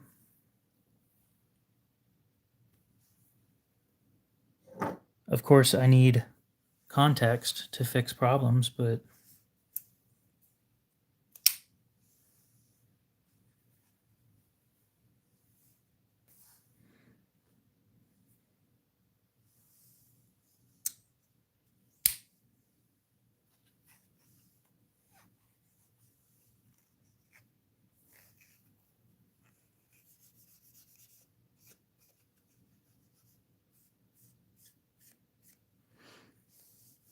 yeah, just tell them I think I'm overqualified because I was able to take or put a Microtech together without ever taking one apart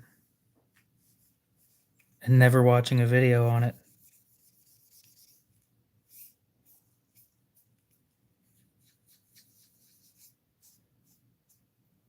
That's a really funny story. You tell somebody, yeah, I've taken apart or I've put together more OTFs than I've taken apart.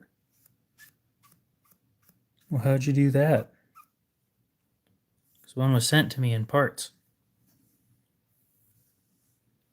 But yeah, I never ended up watching a video. I wanted to see if I could do it.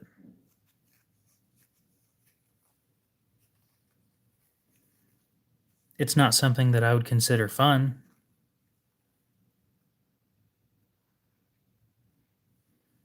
Whatever Gerber uses on their Gerber diesel. My Gerber diesel almost killed me.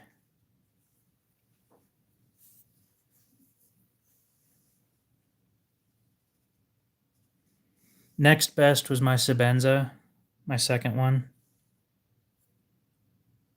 That one got me pretty good. So MagnaCut.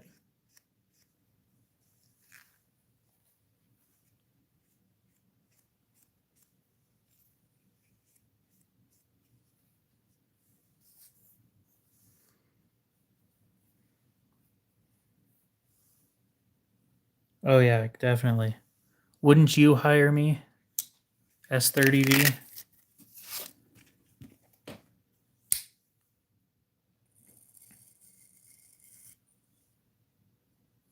I was fidgeting with my freshly sharpened Sebenza, and it got some moisture or something in the action. And when these things get water in the action, instead of being smooth, they become like an over tightened knife on bearings. So the action's extremely inconsistent. And I went to close it and I pushed like this, and instead of smoothly gliding, it stopped right about there, and then my finger went past and then back up, and it went in right here and down into the fingernail, and the fingernail stopped it. As for the diesel, I was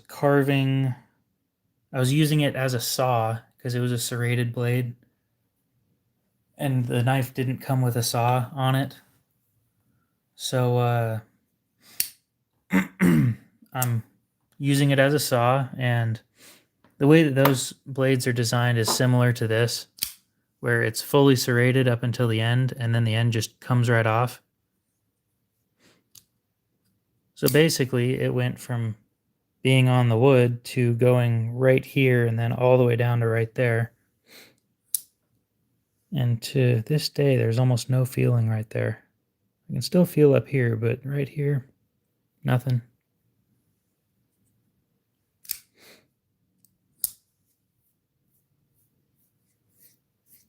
You would have thought that one would have hurt.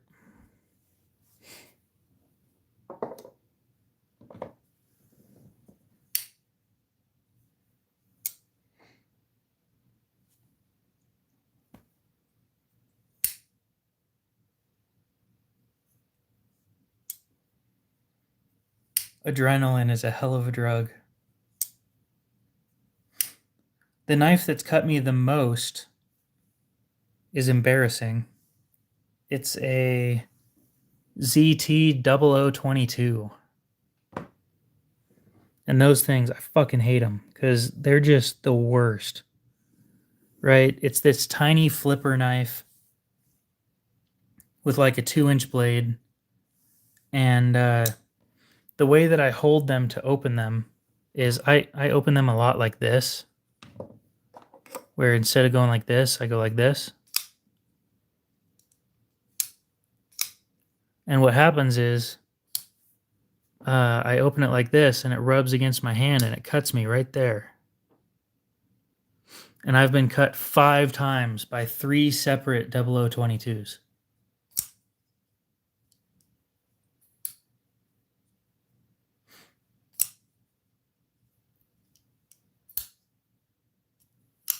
Yeah, I didn't have that. So this one was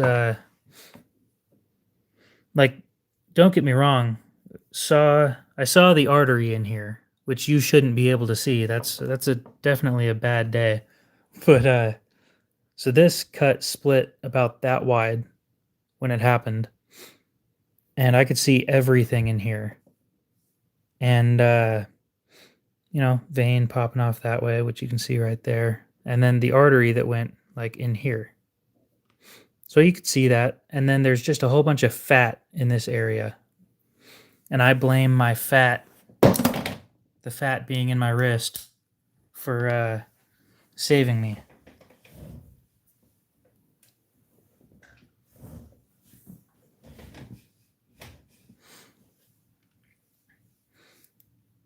I've heard of people getting cut by Sebenzas by rubbing their finger like that. Exactly. And you wonder why I never lost weight after that. That's not an excuse for me to not lose weight. That's just, I kind of just weigh the same all the time. Unless I start bulking, then I end up hitting about 300. Yeah, I've got some stupid cuts out of nowhere. The Umnumzan most recently is the one that surprised me. Of all the things to get me, I didn't expect it to be a glass breaker. That was... That's just stupid.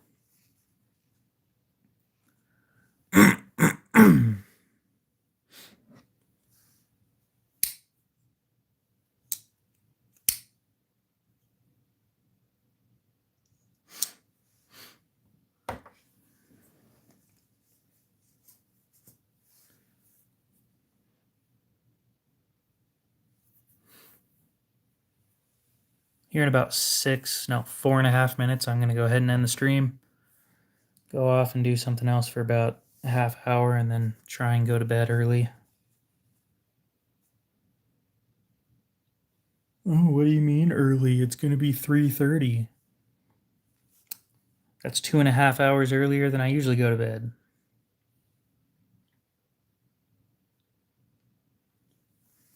You know what annoys me about Blade Binge, other than the amount of shit that they, what was it? The percentage that they charge, right? When you go into here and you click on Grails, it's only knives that are $500 and up. When you're looking for a used Nkosi, they don't go into the Grails section. See, look at that. 500 to 999, and then 1,000 plus.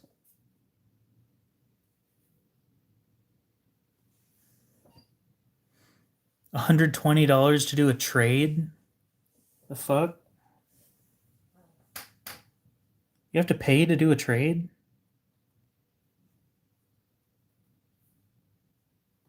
What did you trade?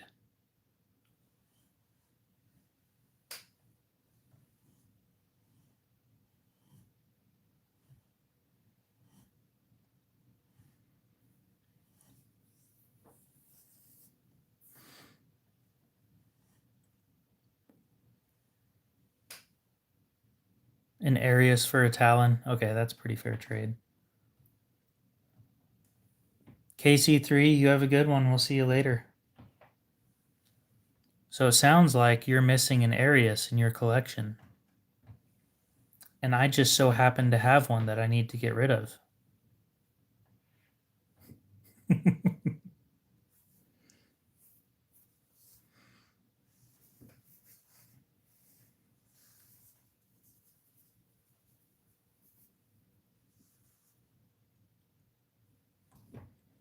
I wish Koenig was hiring.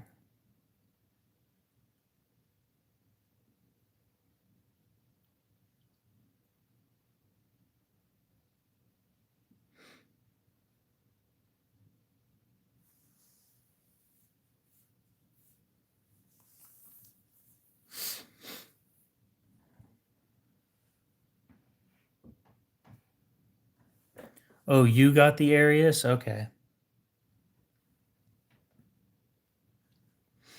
What do you think about it?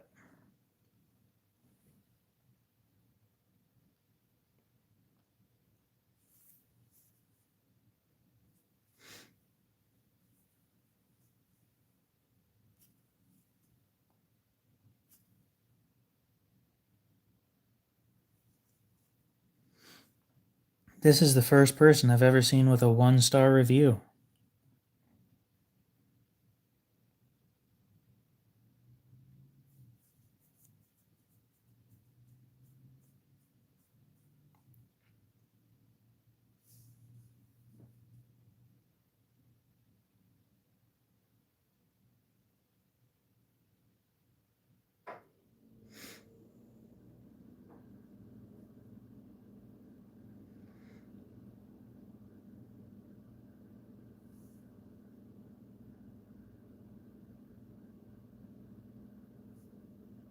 Hmm.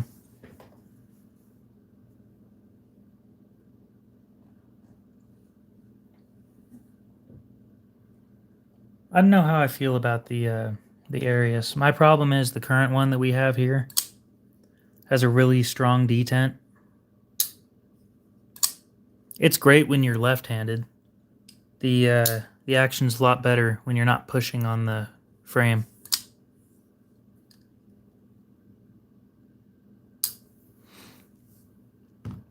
But being that it's a Gen 1, it has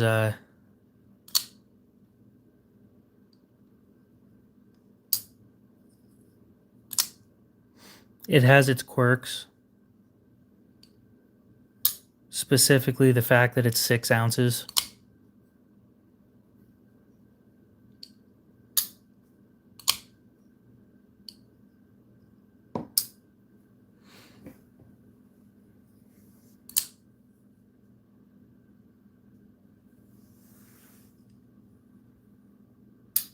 Yeah, this one was made in the end of 2016.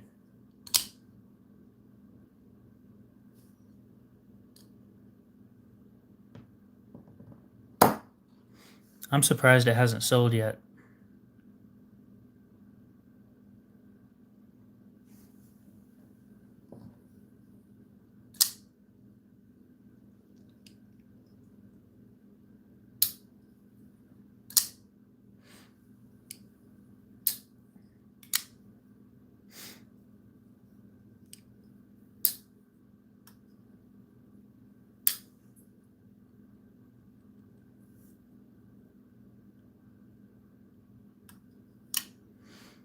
Little bit of detent lash. Not bad, but it's there.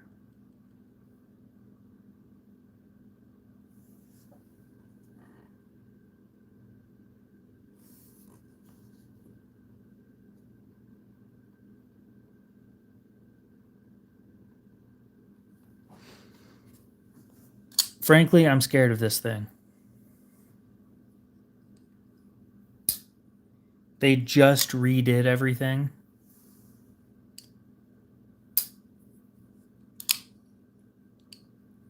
Like, I just got it back the other day, and they just redid everything on it. Action-wise. I'm scared if I lighten the detent any further than it's already been lightened, it'll end up with more detent lash than it already has. It's a cool piece for a collection, though.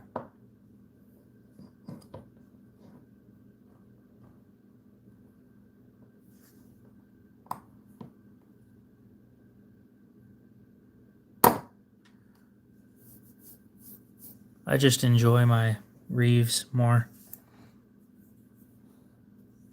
Frankly, it's not even mine. My buddy got it from a TSA auction, and then I have been trying to sell it for almost a year.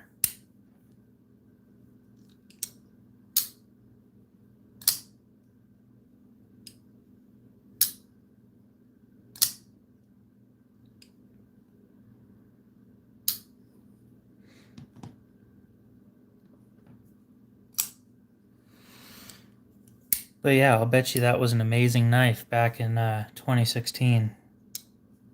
Using S90V. Ooh. Ballin' right there.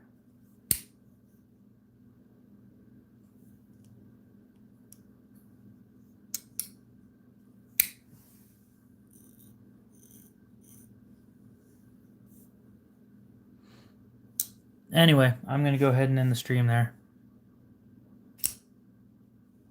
It's Cerakote, and they won't redo Cerakote.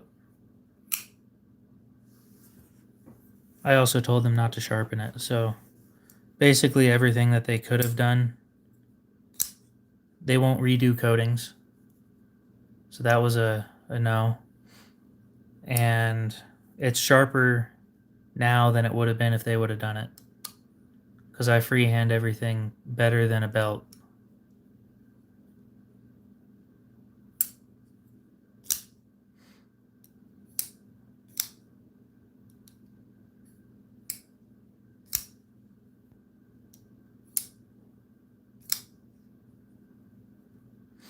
Yep. You guys have a good one. Hopefully you guys have a great rest of your night, day, morning, whatever it is. And we'll see you in the next one.